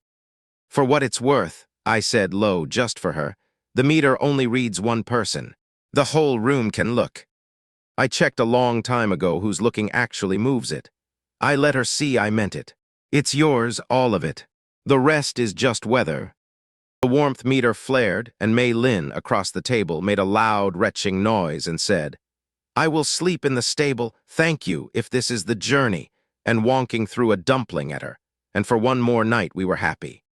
We reached the Frostmere at dawn, and Mei Lin led us through 3 hours of shifting gray rock to a cliff face that didn't look like anything, until she pressed her palm somewhere specific, and the vault seal glyph bloomed cold and blue across the stone, exactly as the records promised. And then Mei Lin's grin died, and she crouched and ran her fingers along the base of the glyph and went very still. "Clan head," she said quietly, all the cheer gone out of her voice. "This seal, it's keyed to open only for a sou of gold core or above. You said no one's been strong enough in a decade." She looked up, and her road-brown face had gone pale. "Then can you explain to me why it's already been opened? Recently, within the month." "By a bloodline key that read as Sue." She stood, hand drifting to her blade, eyes on the dark seam where the cliff had been breached. "Someone of your blood, strong enough to key this seal, has already gone inside, and the records say there's only ever been one other Sue strong enough to open it. The one who walked out of the clan 10 years ago and never came back." The thread in my chest went cold. Beside me, Sue Wonking whispered a name I'd filed away 2 arcs ago and hoped not to need. Su Yan. It was refreshing in a way I hadn't expected. Mei Lin didn't care about the bloom, didn't care about my cultivation, didn't care about the bond thread. She'd decided I was entertaining, and that was enough. On the second night, camped in a narrow ravine under a sky thick with stars, she asked me the question nobody in the inner clan had bothered to ask. "Why'd you stay? After the banquet, after the trials, after all of it, you're smart enough to have found a way out. Su Lan would have packed your bags herself if you'd played it right. So why stay? I looked at the fire. The bond thread hummed low and steady, a warmth in my chest that had become as constant as breathing. Because I'm bad at quitting, I said. And because your clan head is worth the trouble. Mei Lin let her gaze linger, that sharp grin softening into something more thoughtful. Huh, she said. You actually mean that? I do. She nodded, satisfied, and pulled her jacket tighter. Good. Because the last person who said that about her was my mentor, and she disappeared into the realm we're about to enter. A pause. So maybe don't say it too loud.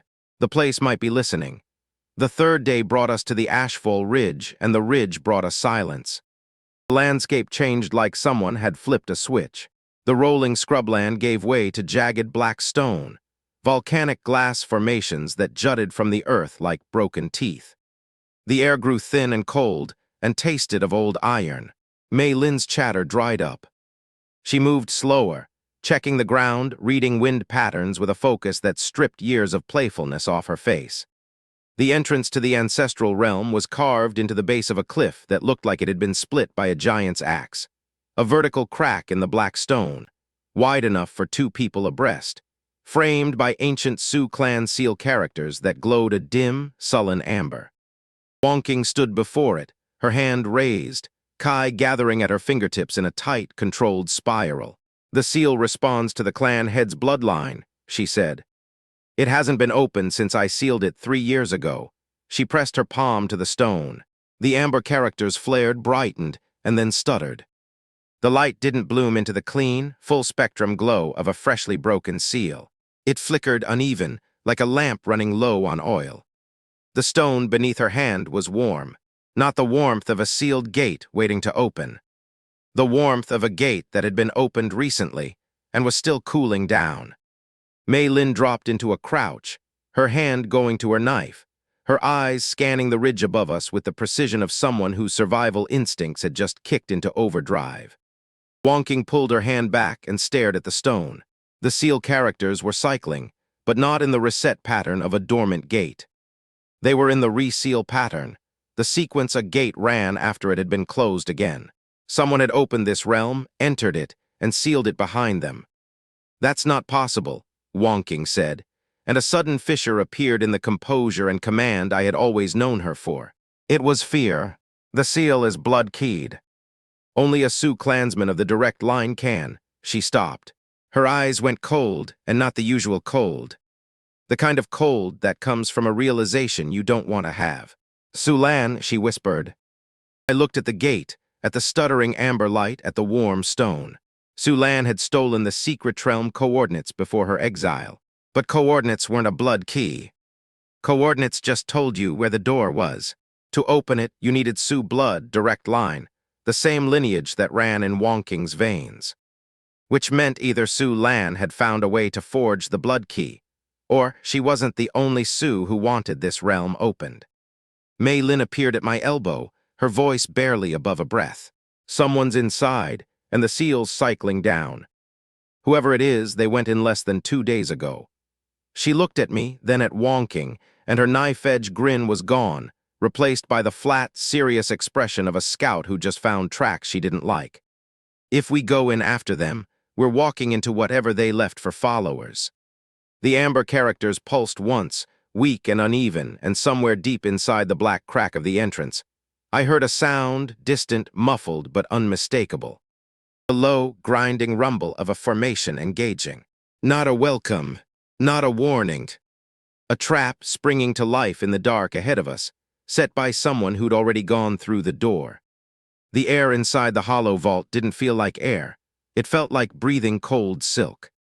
The moment we stepped past the threshold, the world shifted into a series of floating limestone terraces, suspended over a void of churning white mist. It was beautiful, oppressive, and designed by someone who clearly hated guests. Wonking was on high alert, her blade unsheathed and humming with a frost-white light that carved a path through the gloom. She was the hammer, the powerhouse, the gold-core genius.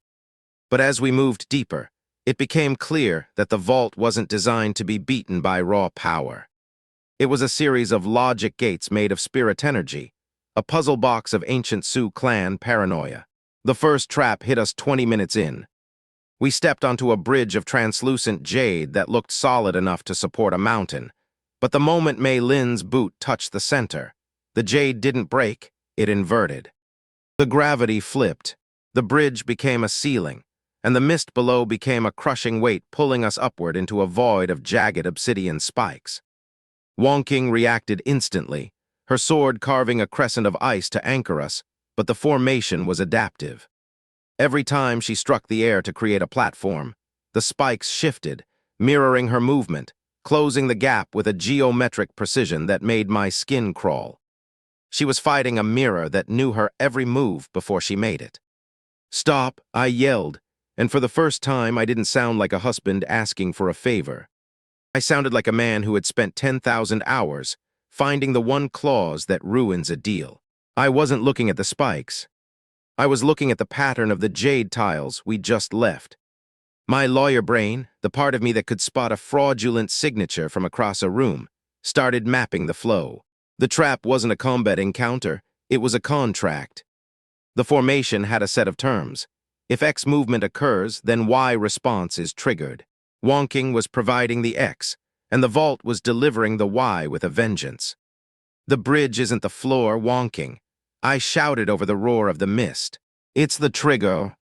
We aren't supposed to fight the spikes, we're supposed to satisfy the condition of the gate. I looked at the read-the-room meter. It wasn't reading a person, but the system was treating the formation like a living entity, showing me a flicker of cold, rhythmic blue. It was a heartbeat, a cycle.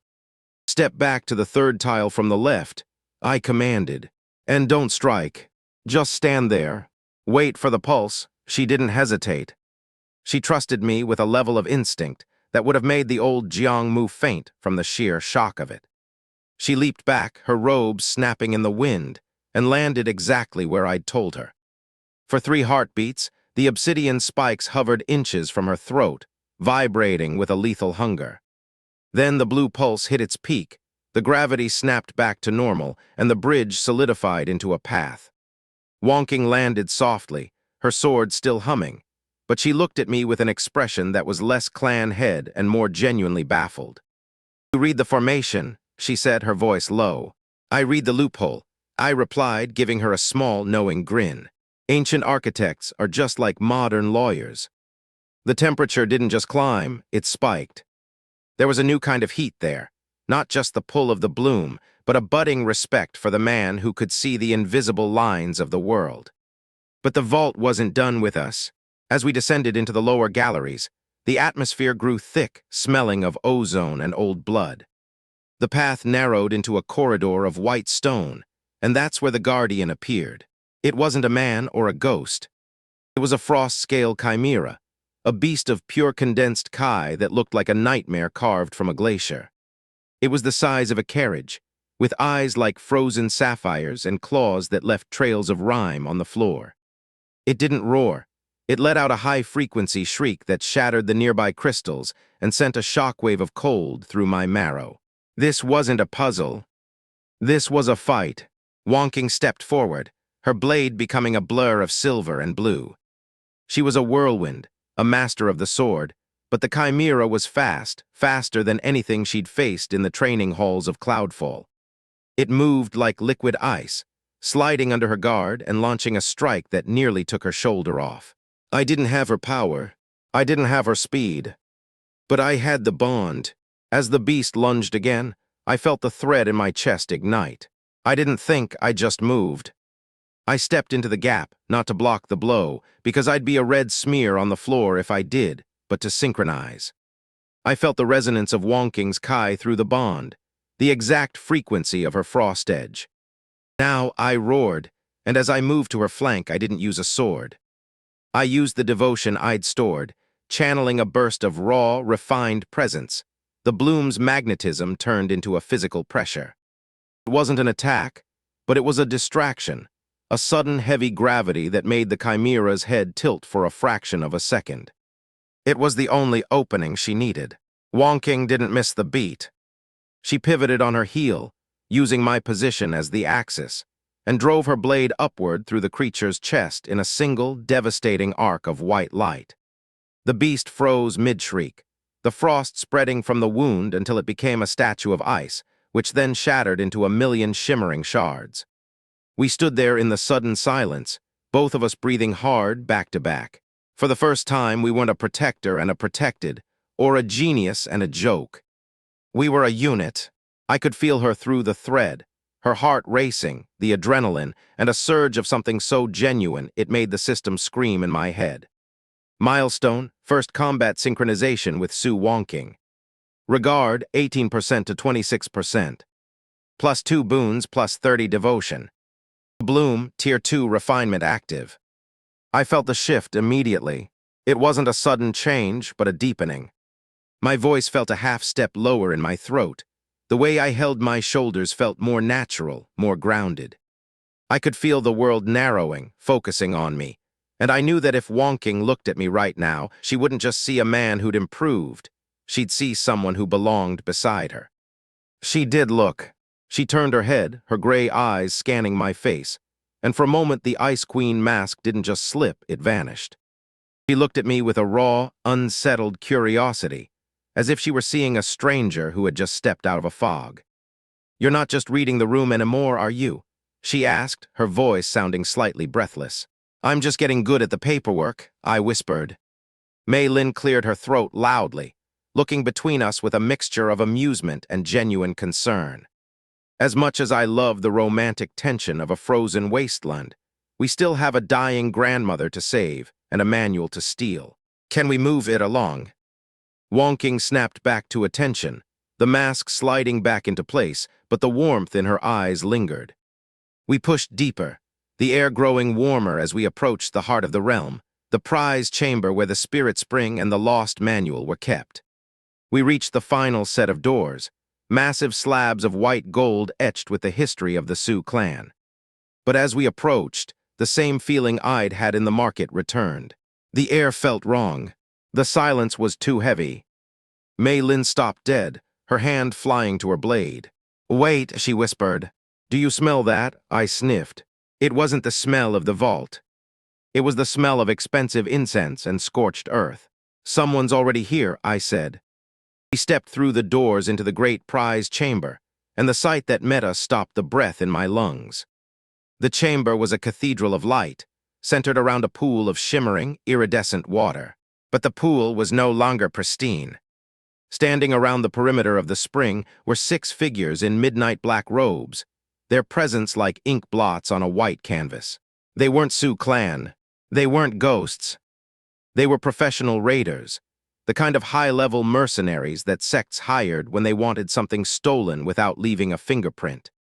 And in the center of them, holding a scroll that pulsed with a faint, golden light, was a man with a cruel, thin smile and eyes that looked like they'd seen the end of the world and found it boring. The raiders didn't look surprised to see us. They looked like they'd been waiting for the owners to show up, so they could tell them exactly how much they'd already lost. Mei Lin heard it too. Her grin died. She pressed herself against the cavern wall and tilted her head, parsing the sound the way she parsed wind patterns, direction, distance, count. 6, she mouthed. "Maybe 8, armed." "They're not panicking, they're working." Wonking's sword hand tightened. A sudden rhyme crawled across the steel, and the temperature around us dropped until I could see my breath. Someone sent a full team. I looked at the lanterns, at the organized voices, at the trap grid behind us that someone had wired specifically to slow down anyone following. This wasn't opportunistic. This was an expedition, funded, planned, and timed to beat us to the prize. And they were already inside the chamber, housing the sole remedy for Elder Tianyu's fading life. The man in the center of the chamber didn't look like a raider. He looked like a scholar who had decided to spend his weekend committing high-tier larceny. He wore robes of charcoal silk that cost more than my old law firm's entire office furniture budget, and he held the Sioux clan's lost sword manual with the casual indifference of a man holding a grocery list. "The frost flower of Cloudfall," the man said, and the voice was the worst part of him, a lacquered, unhurried calm that made my skin itch. "And her companion." I must say, the rumors of the Sioux clan's eccentricities were understated. I expected a genius, but I didn't expect a husband who looks like he's just discovered how to stand up straight. He was reading me. Not the system way, but the human way. He was looking for the crack in the armor, the tell that revealed exactly how much I was worth. I didn't give him one. I just kept that half smile fixed on my face, the one that usually meant I'd just found a loophole that was going to cost my opponent their summer home. "You're on private property," I said, my voice steady, leaning into the new weight of the bloom. "And since you've already broken the seal, you've technically entered into a trespass agreement with the Sioux clan. In this jurisdiction, that usually ends with the intruder being fed to the guardian beasts. Though looking at the shards of that chimera behind us, I think we're out of snacks." The man laughed, a short, sharp sound. "Wit's charming, but let's be pragmatic. My employers have a very specific interest in this manual, and they've paid me enough to ensure that the only people who leave this chamber are the ones I allow." Beside me, wonking, was a coiled spring. I could feel the frost radiating off her, the air around her blade beginning to crystallize. She didn't care about the talking. She wanted to carve the man into a sculpture, but I could see the way the 6 raiders were positioned. They weren't just standing there, they were anchored. They had deployed a series of small, obsidian pylons around the spirit spring, creating a containment field. If wonking lunged, she wouldn't be fighting 6 men. She'd be fighting the physics of the room. The pylons were draining the spring's energy to feed a barrier. The more power she threw at them, the stronger the shield became. It was a classic feedback loop, a predatory contract. "Don't," I whispered to her, my hand brushing her arm. She glanced at me, her eyes sharp. "They have the manual, Jiangmu. If I don't take it now..." "If you attack now, you're just powering their battery," I murmured. "Look at the pylons. They aren't just shielding, they're siphoning. The vault isn't a room, it's a balance sheet. You can't force a withdrawal when the account is frozen." I stepped forward, moving out of the shadow of her protection. The raiders shifted, their eyes tracking me with a mixture of boredom and contempt. To them, I was just the accessory, the decorative husband. "Let's talk terms," I announced, projecting my voice. "You've got the manual, which is great, but you haven't touched the spring. And you've probably noticed that the moment you tried to draw more than a gallon of that water, the floor started vibrating." The man in charcoal silk paused. His smile didn't vanish, but it tightened. "A minor instability. Easily managed." "Is it?" I asked, tilting my head. "Because this is a bloodline-keyed realm. The spring isn't just water, it's the heart of the seal. By siphoning it into your pylons to create a shield, you're not just stealing energy, you're deleting the exit key. You've effectively locked the door from the inside. In about 10 minutes, the instability you're managing becomes a total structural collapse. You can leave with the manual, sure, but you'll be doing it as a permanent part of the mountain." It was a bluff, a beautiful high-stakes lawyer's bluff. I didn't actually know if the realm would collapse, but I knew how these ancient formations worked. They were all about equilibrium. If you took too much from the center without a bloodline anchor to stabilize it, the whole thing would fold like a bad plea bargain. The man's eyes flickered to the pylons. He was a professional. He knew the risks of siphoning from a keyed source. I'd planted the seed of doubt, and now I just had to water it. However, I continued, "My wife is the current head of the Sioux clan. She is the anchor. If you hand over the manual and deactivate those pylons, she can stabilize the spring and guide us all out. You walk away with your lives, and a very generous consultation fee from the Sioux clan for your trouble. Or you keep the scroll, and we all find out exactly how heavy this mountain is when it falls on us." Nobody moved for a long, brittle beat. The raiders looked at their leader. The leader looked at the shimmering water of the spring, then at Wonking, who was radiating a level of killing intent that could have frozen a volcano. He weighed the options. Greed is a powerful motivator, but survival is the only one that matters when you're trapped in a pocket dimension.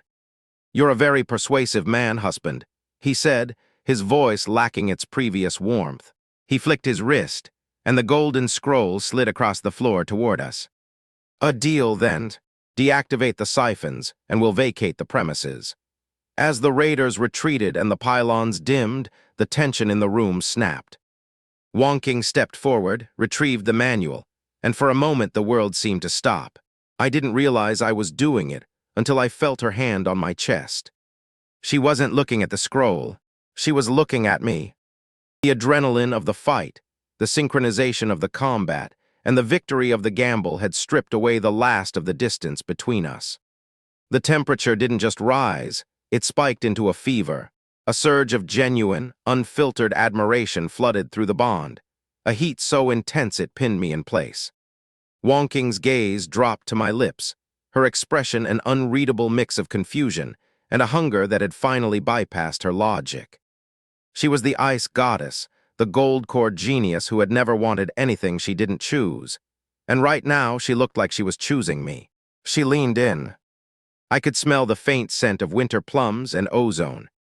I closed the gap, my heart hammering against my ribs, the world narrowing down to the few inches of air between us. And then the floor groaned. It wasn't a small sound. It was the sound of a continent snapping in half. A jagged fissure ripped through the white stone between us, throwing us apart. The iridescent water of the spring didn't just ripple. It began to drain, swirling down into a sudden, hungry vortex. The anchor, Mei Lin screamed, her voice barely audible over the sudden roar of rushing wind. The siphoning messed up the balance. It's happening. I didn't have time to worry about the interrupted kiss. I felt the system react to the sudden chaos, a golden panel flashing before my eyes with a speed that suggested a massive payout. Milestone, strategic victory through intellect. Regard, 26% to 35%. Plus 3 boons plus 50 devotion. The bloom, Tier 3 refinement active. The surge of power hit me like a physical blow. My vision sharpened, the blur of the collapsing room suddenly coming into high definition. I felt my internal foundation shift, the Kai I'd been quietly accumulating, condensing, and hardening. I wasn't just a body temper anymore. The devotion was forging something deeper, a consolidation of power that felt like a pillar of iron being driven into my soul. I was still hiding my rank from the world, but inside the engine was screaming. I had effectively jumped a tier of stability, my core refining itself using the same logic I used to dismantle a contract, removing the waste and strengthening the clauses. Wonking, I shouted, reaching through the widening crack in the floor to grab her hand. She looked at me, her eyes wide, the frost of her power clashing with the sudden heat of the collapsing realm. She gripped my hand, her nails carving crescents into my palm, and for one heartbeat, we were the only two things in the world that weren't falling apart. Then the ceiling vanished. A massive slab of limestone crashed down between us, severing the connection and sending a shockwave of debris through the chamber. The iridescent spring was gone, replaced by a howling void of white mist and screaming stone. The vault wasn't just closing, it was erasing itself. I could see the gray of her eyes softening, the ice finally cracking under the weight of a genuine, involuntary pull. And then the world screamed. A sound like 1,000 mirrors, shattering at once, ripped through the chamber. The obsidian floor beneath us lurched, a massive fissure opening exactly where the raid leader had been standing. The shimmering moonlight of the pool turned a violent, bruised purple, and the ceiling began to rain shards of black glass. The anchor, Wonking, gasped, snapping back to reality as the floor tilted 45 degrees. The siphoning, they didn't just take the energy, they broke the realm's spine. I looked up just as a section of the vaulted ceiling collapsed, sending a cloud of dust and debris roaring toward us. The ancestral realm wasn't just unstable anymore. It was folding in on itself. The world became a landslide of noise and white dust. 1 second I was inches from a kiss that would have probably rewritten my DNA, and the next, a slab of limestone the size of a city block had decided we were in its way. The shockwave tossed me backward, my ribs slamming into a jagged outcrop of stone. I didn't feel the pain so much as the vibration, a deep, rhythmic shudder that told me the vault wasn't just breaking. It was folding in on itself like a piece of scrap paper. I scrambled up, coughing out a lungful of limestone powder, and saw Wonking. She was pinned, not by a rock, but by the sheer pressure of the collapsing formation.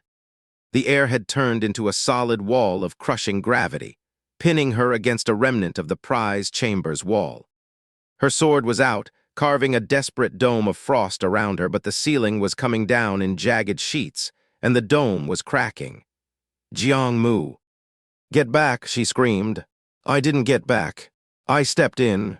The gravity here was a physical weight, a heavy blanket trying to press me into the floor. But the Tier 3 bloom was doing something interesting. It wasn't just about my jawline or the way I filled out a robe. It was a refinement of presence. I felt a strange, dense center in my chest, a point of stability that the chaos couldn't touch. I lunged through the debris, sliding across the slick stone to reach her. The moment I entered the perimeter of her frost dome, the system went wild. Shared peril detected, mutual protection active. Payout multiplier, x2. I didn't have a sword, and I didn't have a gold core's output, but I had the boons I'd been hoarding. I didn't try to fight the gravity, I tried to redirect it. I slammed my palms into the stone floor, channeling every drop of that refined devotion into a single, focused burst of repulsion. I wasn't attacking the mountain. I was creating a temporary vacuum, a split-second window where the pressure dropped just enough for her to move. The effort felt like trying to hold back a tidal wave with a piece of plywood. My muscles screamed, and I felt a hot pop in my shoulder, but it worked. Wonking didn't waste the second. She exploded upward, her blade slicing through the falling debris with a precision that turned boulders into pebbles. In one fluid motion, she pivoted, her arm snapping around my waist and hauled me into the hollow of her shoulder. She didn't just save me. She shielded me, wrapping her entire aura around my frame as she launched us toward the exit portal, a flickering sliver of blue light that was rapidly shrinking. We flew through the air, a blur of deep blue silk and gray robes, the world disintegrating behind us. The moment we hit the portal, the sensation was like being shoved through a straw, cold, crushing, and then sudden blinding light. We tumbled out onto the grassy plateau of the ancestral grounds, sliding 20 feet through the dirt before coming to a stop. I lay there for a moment, staring up at a sky that was far too blue and far too quiet, listening to the sound of my own heart trying to beat its way out of my chest. Beside me, Wonking was breathing hard, her chest heaving. She was still holding onto me, her grip tight, her nails anchoring themselves in my shoulder. She didn't let go. For a long, humming minute, she just stared at me, her pale gray eyes searching my face for something. The system didn't just tick, it hammered. Milestone, shared survival through mutual shielding. Regard, 35% to 48%. Plus 4 boons, plus 60 devotion. x2 multiplier applied. The bloom, Tier 4 refinement active. The surge was violent. I felt my spine straighten with a sharp, audible click. The lingering haze of exhaustion vanished, replaced by a clarity that made the surrounding forest look like a painting. My voice, when I finally spoke, had dropped another octave, carrying a weight that didn't belong to a man who'd spent 8 years as a doormat. "You know," I rasped, giving her a crooked, breathless grin, "if you wanted to get me alone, you could have just asked." The collapsing dimension is a bit much for a first date. Wonking didn't laugh, but the corner of her mouth twitched. It was a tiny movement, a hairline fracture in the ice, but it was the most honest thing I'd ever seen on her face. She slowly released me, sitting up and brushing the dust from her robes, but she didn't move away. She stayed close, her presence a warm pressure against my side. "You are an infuriating man, Jiang Mu," she whispered. "It's part of the charm," I said. "Wait," Mei Lin said, stepping out from behind a rock, looking remarkably clean for someone who had just survived a structural collapse. "Who is that?" I followed her gaze. Standing about 30 paces away, leaning against a weathered stone lantern, was the man in the charcoal silk. He shouldn't have been there. He'd been inside the vault, and the portal we'd used was a one-way trip for anyone not anchored to the bloodline. Yet there he was, looking as if he'd just finished a leisurely stroll through a garden, the Sioux clan manual nowhere to be seen. He didn't move to attack. He didn't even draw a weapon. He just watched us with those bored, ancient eyes, a small knowing smile playing on his lips. He looked at Wonking, then his gaze shifted to me. He didn't look at my clothes or my posture. He looked straight at the space between my chest and hers. He was looking at the thread. Impressive, the old man observed, mild as someone remarking on the weather. Most of them just use the bond for a few scraps of power and a bit of vanity. But you're actually feeding it. I stiffened. The system didn't give me a prompt. It didn't tell me who he was.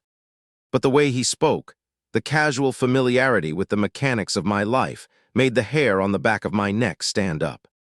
"Who are you?" Wonking demanded, her hand snapping back to the hilt of her sword. The man didn't answer her. He kept his eyes on me, his smile widening just a fraction. "Enjoy the growth while it lasts, little lawyer. But be careful how much you cultivate that heart. The more you fatten the thread, the more the lender expects when the bill finally comes due." With a flick of his wrist, he stepped backward. He didn't walk. He simply dissolved into a cloud of charcoal smoke and incense, vanishing into the wind before Wonking could even take a step toward him. Something cold settled over the three of us. The victory of the manual, the rush of the escape, and the heat of the milestone all evaporated, replaced by a cold, lingering dread. I looked down at the invisible filament running from my soul to the woman beside me. For the first time, the warmth of the bond felt like a leash. "What was he talking about?" Wonking asked, her voice laced with a rare flicker of uncertainty. "The thread, probably just a raider with a flair for the dramatic," I lied. I didn't tell her that the system had gone quiet the moment he spoke. I didn't tell her that, in all my time in this world, I'd never felt so scrutinized by something that ignored the rules of the game. "We need to get back," Wonking said, shaking off the encounter. "The Elder's condition is worsening, and the manual is finally in our hands. We can secure the clan's future." I nodded, playing the part of the supportive husband, while my mind was already running the numbers. The man had called me a lawyer. He knew about the bond. And he'd mentioned a bill. In my old life, the only thing more dangerous than a contract with a loophole was a contract with a hidden lender. We made the trek back to Cloudfall City in a strange, charged silence. The walk down the final ridge was a study in controlled panic. Wonking didn't just walk. She drifted, her aura a freezing gale that threatened to turn the grass into glass. She was Goldcore, a genius of her generation, but the sight of the Goldfall sun crest flying over her ancestral hall had stripped the composure from her face. She looked like a sword that had been pushed too far, vibrating with a tension that promised to shatter everything in its path. I stayed a half-step behind her, the Tier 4 bloom acting like a silent anchor. I could feel the way the air shifted around us, the magnetic pull of the bond humming a low, steady frequency. Wonking's focus was entirely on the smoke, but every few seconds her hand would twitch toward mine, a reflexive need for the one thing in this world that didn't feel like a betrayal. As we hit the city gates, the scene was a nightmare in gold and white. Goldfall didn't just occupy, they curated. The streets were clean, the patrols were disciplined, and the civilians were being herded into the plazas with a politeness that was more terrifying than a massacre. It was the administrative side of a conquest. They weren't burning the city, they were auditing it. "Halt," a voice commanded. A squad of 12 Goldfall disciples stepped forward, their spears forming a wall of polished steel. At their center stood a man who looked like he'd been designed by a committee tasked with creating the perfect arrogant noble. He had the same sneering confidence as Yan Zhuo, but a sharper, more bureaucratic edge. "The Lady Sue," the man drawled, every word buffed smooth and rehearsed. "And her husband. We've been expecting you. Young Master Yan has requested your presence at the Ancestral Hall. He's currently in the process of optimizing your clan's records." He found several redundancies that needed his personal touch. Wonking's eyes turned the color of a winter storm. Her sword cleared its scabbard by an inch, and the temperature in the plaza dropped 20 degrees. "Out of my way," she said, and the words weren't a request, they were a decree. The disciples flinched. They knew her power, but they also knew they had the city in a chokehold. They didn't move. I stepped forward, sliding into the space between the frost and the steel. I didn't draw a weapon, I didn't have one. I just wore that half-smile, The one that signaled I'd just found the one sentence in a 1,000-page document that made the whole thing void. Now let's be reasonable, I said, my voice carrying that new weighted resonance. I didn't shout, but the disciples actually stepped back, their eyes flickering to me with a confused, instinctive curiosity. The bloom was working overtime. I could see them trying to reconcile the gray robes of a live-in husband with the presence of a man who looked like he owned the air they were breathing. We've had a very long day. We've survived a collapsing dimension, recovered a lost manual, and I'm reasonably sure I've developed a chronic shoulder injury. I'm not in the mood for a perimeter skirmish. Move, Jiang-mu, Wonking whispered, though there was no heat in it this time. Just a desperate, humming urgency. Wait, I said, my gaze locking onto the lead disciple. Tell young Master Yan that I've returned with the ancestral manual. Tell him that I've also returned with a very detailed memory of the contract he signed during our last encounter. The one where he staked his reputation on a victory he didn't achieve. I think it's time we discuss the settlement. The disciple blinked, the sneer faltering. He didn't know the details, but the confidence in my tone was a currency he recognized. He stepped aside. The walk to the ancestral hall was a gauntlet of whispers. The Sioux clan members we passed looked at us with a mixture of shame and hope, but their eyes lingered on me. They'd seen the doormat leave, and they were seeing a man return who didn't look like he belonged at the bottom of the ladder. We entered the hall to find Yan Zhuo sitting in the high seat, the seat that belonged to Wonking. He was lounging, one leg crossed over the other, playing with a jade bead. He looked up as we entered, his eyes scanning Wonking with a possessive hunger before landing on me. He paused. I saw the moment he noticed the bloom. I saw the flicker of genuine confusion as he tried to figure out why the joke of the kingdom suddenly had a presence that made the room feel small. Back from the dead, Yan Zhuo said, his voice echoing in the vaulted ceiling. And with the manual, no doubt. You've become quite the lucky charm, Jiang-mu. Tell me, does the doormat finally have a spine, or is this just a very convincing costume? Wonking stepped forward, her blade singing as it fully left the sheath. Get out of my chair, Yan Zhuo. Now, he sighed, standing up. The city is under Goldfall jurisdiction. The Sioux clan is a subsidiary. Technically, I'm just performing a merger. Unless, of course, you have something to offer that makes a formal annexation inconvenient. I stepped past Wonking, walking right into the center of the hall. I didn't look at the sword, I looked at the man. A merger, I said, leaning back on my heels. I love that term. Very corporate, very clean. But here's the problem with mergers. They require a solvent partner. And right now, Goldfall is over-leveraged. You've spent a fortune moving this army into the mountains, and your father's treasury isn't exactly bottomless. You're betting on the manual to pay for the occupation. Yan Zhuo's expression hardened. You think you can negotiate from a position of weakness. I'm not negotiating, I said, and I let the voice drop, the lawyer brain taking full control. I'm calling in a debt. You staked your prestige on a duel you lost. In the eyes of the cultivation world, you're a fraud. If I leak the specifics of that failure to the other great houses, along with a few choice details about how you're currently optimizing a clan that still has a living, gold-core head, your father isn't going to be proud of this merger. I paused, letting the silence stretch until it pressed against my ribs. Here's the deal. Goldfall vacates the city, now.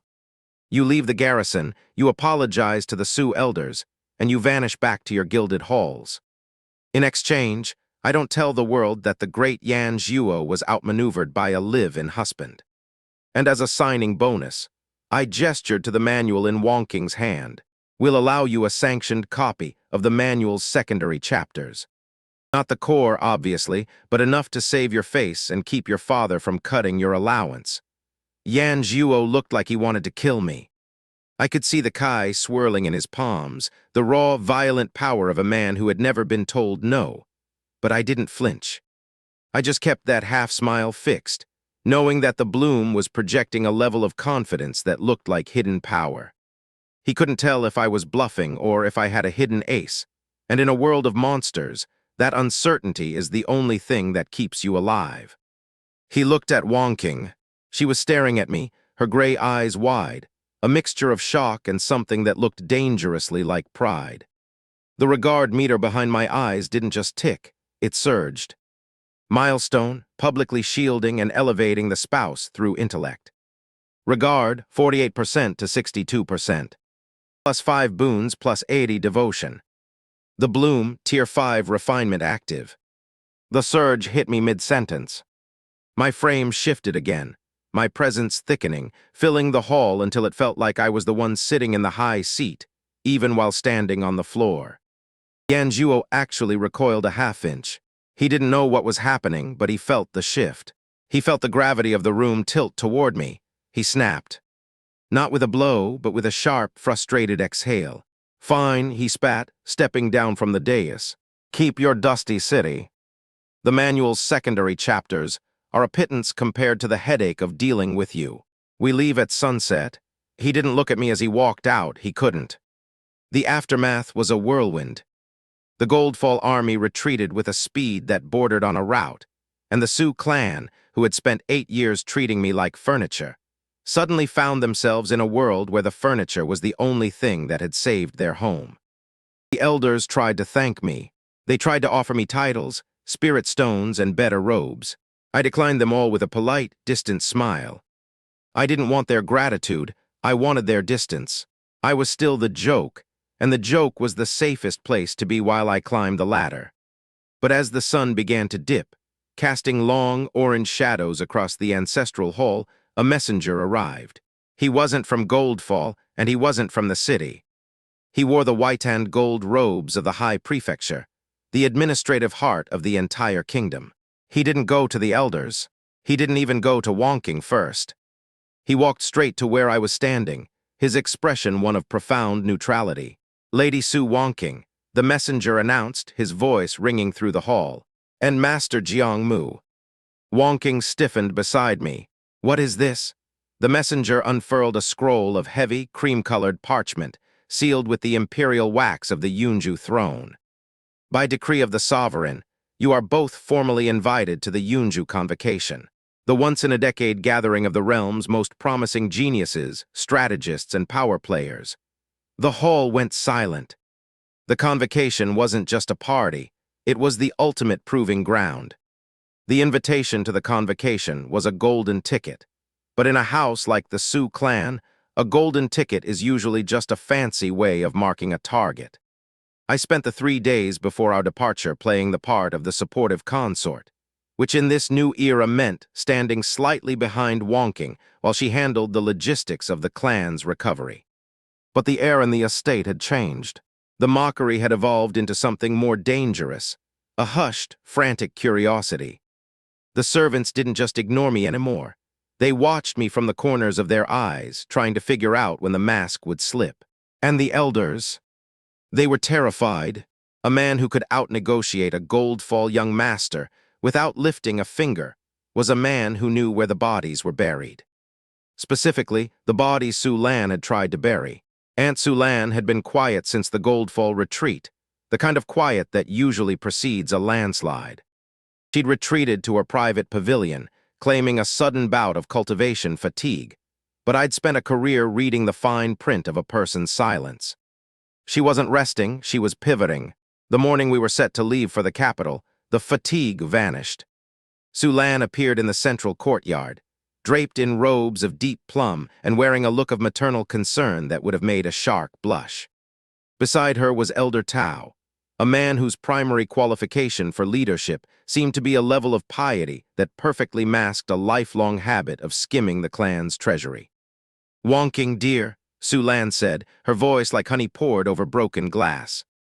"Before you depart for the capital, there is a matter of the ancestral records that requires your immediate seal. Elder Tao has found a discrepancy in the land grants, a small error from your father's time that, if left unfixed, could jeopardize the clan's standing at the convocation." I watched Wonking's expression. She was exhausted, her shoulders still carrying the weight of a city that had almost been erased. She reached for the scroll Elder Tao was holding, her guard down for the first time in weeks. I didn't move, but I felt the bond thread pulse. It wasn't a milestone, it was a warning. The system didn't give me a panel, but the air around the scroll felt. Oily, not Kai oily, but intentionally wrong. "Just a second," I said, stepping forward. I didn't push her aside. I just shifted my weight, the Tier 5 bloom making my movement a natural center of gravity that drew the eyes of everyone in the courtyard. I've always had a fondness for archives. Mind if I glance at the discrepancy? I'd hate for the lady Sue to sign something that hasn't been vetted by someone who actually enjoys the boredom of land grants. Sue Lan's smile didn't falter, but the muscles in her jaw tightened. "This is a matter of high cultivation law, Jiang Mu, surely a husband of your standing doesn't find the nuances of ancestral tenure interesting." "Oh, I find them fascinating," I said, and I took the scroll from Elder Tao's hand before he could react. I didn't read it as a cultivator would, looking for the flow of energy or the seal's authenticity. I read it as a lawyer. I looked for the phrasing. I looked for the clauses that seemed too generous to be true. And there it was.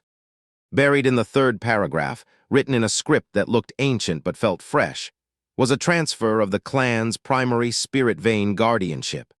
It wasn't a correction of an error, it was a legal redirection.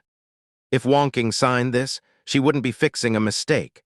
She would be formally handing the Sioux clan's energy source over to a proxy whose seal was hidden behind a layer of bureaucratic fluff. A proxy that belonged to Sioux Lan. It was a classic Beitan switch. Use the chaos of the Goldfall occupation and the rush of the convocation to strip the new clan head of her power while she was out of the city. "This is interesting," I murmured, holding the paper up to the light. "The phrasing here is exquisite. In perpetuity and without recourse. It's almost a shame to point out that the seal used to authenticate this ancient discrepancy is a variant of the third-generation mark, one that wasn't adopted by the clan until 20 years ago." I looked at Elder Tao. The man's face went from pious to panicked in a heartbeat. "You're mistaken," Tao stammered. The document is a forgery." I interrupted, my voice dropping into that weighted, resonant tone that made the courtyard go still. "And not just a sloppy one. It's a deliberate attempt to embezzle the clan's foundation under the guise of administrative cleanup. Now we could spend the next 6 hours debating the legality of it, or Elder Tao could tell us exactly how much Sioux Lan paid him to hold the paper." The hall went so still, I could hear the lamps gutter. Sioux Lan didn't even try to deny it. She just looked at me, her eyes narrowing, the maternal mask finally falling away to reveal a raw, concentrated hatred. For a moment, I saw her actually calculate the cost of killing me right here, in the open. But she couldn't. Not with Wonking standing there, and not with the entire clan watching. Wonking didn't say a word. She didn't have to. She simply reached out, took the scroll from my hand, and ripped it in half. The sound of the parchment tearing was like a gavel coming down on a final judgment. "Elder Tao," she said, her voice a freezing wind. "You are stripped of your rank. You will remain in the ancestral dungeons until every copper you've skimmed from this family is accounted for." She turned to Sioux Lan. There was no longer any hesitation in her gaze. The ice was still there, but it was no longer a wall between us. It was a weapon we were now sharing. "As for you, Aunt, you will find your quarters have been relocated to the outer estate. You are no longer permitted within the inner circle." Sioux Lan didn't beg. She didn't scream.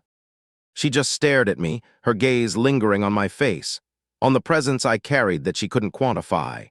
She knew exactly what had happened. The doormat hadn't just grown a spine, he'd built a fortress. As they led Elder Tao away, Wonking stepped closer to me. She didn't care who was watching. She reached out and straightened the collar of my gray robes, her fingers lingering for a second against the skin of my neck. Milestone, complete eradication of the final internal threat. Regard, 62% to 75%. +6 boons, plus 100 devotion. The bloom, Tier 6 refinement active. The surge was the most intense one yet. It wasn't just a shift in posture or a sharpening of the jaw. I felt a genuine heat ignite in my core, a thickening of my very essence. I didn't just look like a man who belonged in the room. I looked like the man the room had been waiting for. My eyes cleared, my voice shifted into a timbre that felt like a physical vibration, and the magnetic pull between me and Wonking snapped into something nearly electric. She froze, her hand still on my collar. Her pale gray eyes widened, her breath hitching in her throat. She was looking at me, really looking at me, and for the first time I saw her struggle. Not a struggle to be cold, but a struggle to remain composed. The bloom had hit a critical mass. She was gravitating toward me with a force that was visibly rattling her. "You," she whispered, her voice trembling. "What are you doing to me?" "I'm just eating well, Wonking," I lied, giving her a slow, confident grin. Now about that trip to the capital. The journey to the imperial city of Yunju took 4 days by high-speed carriage, and for 4 days, the tension in the small space was almost unbearable. We were no longer the ice goddess and her joke of a husband. We were two people orbiting a center of gravity that neither of us could explain. Every time our knees brushed, every time I leaned over to read a map, the regard meter climbed in tiny, involuntary increments.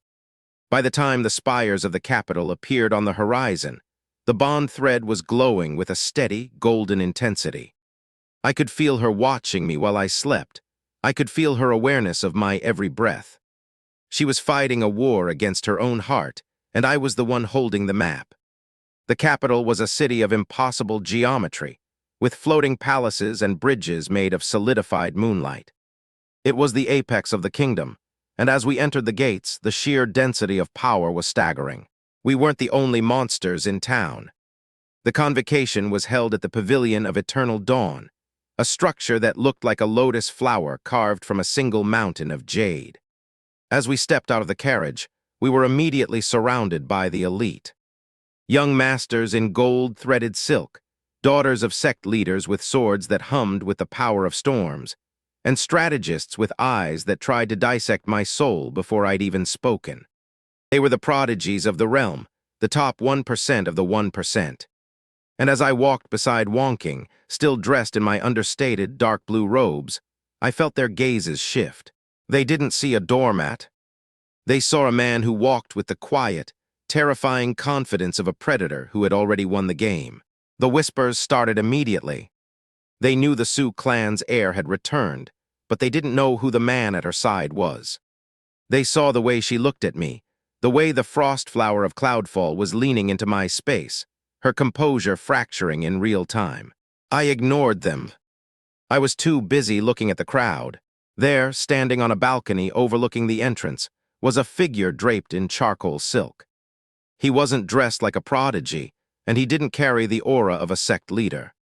He looked like a ghost, a smudge of ash against the brilliance of the jade pavilion. He wasn't looking at the geniuses. He wasn't looking at the power plays. He was looking straight at me, his eyes locked onto the invisible thread connecting my chest to Wonking's.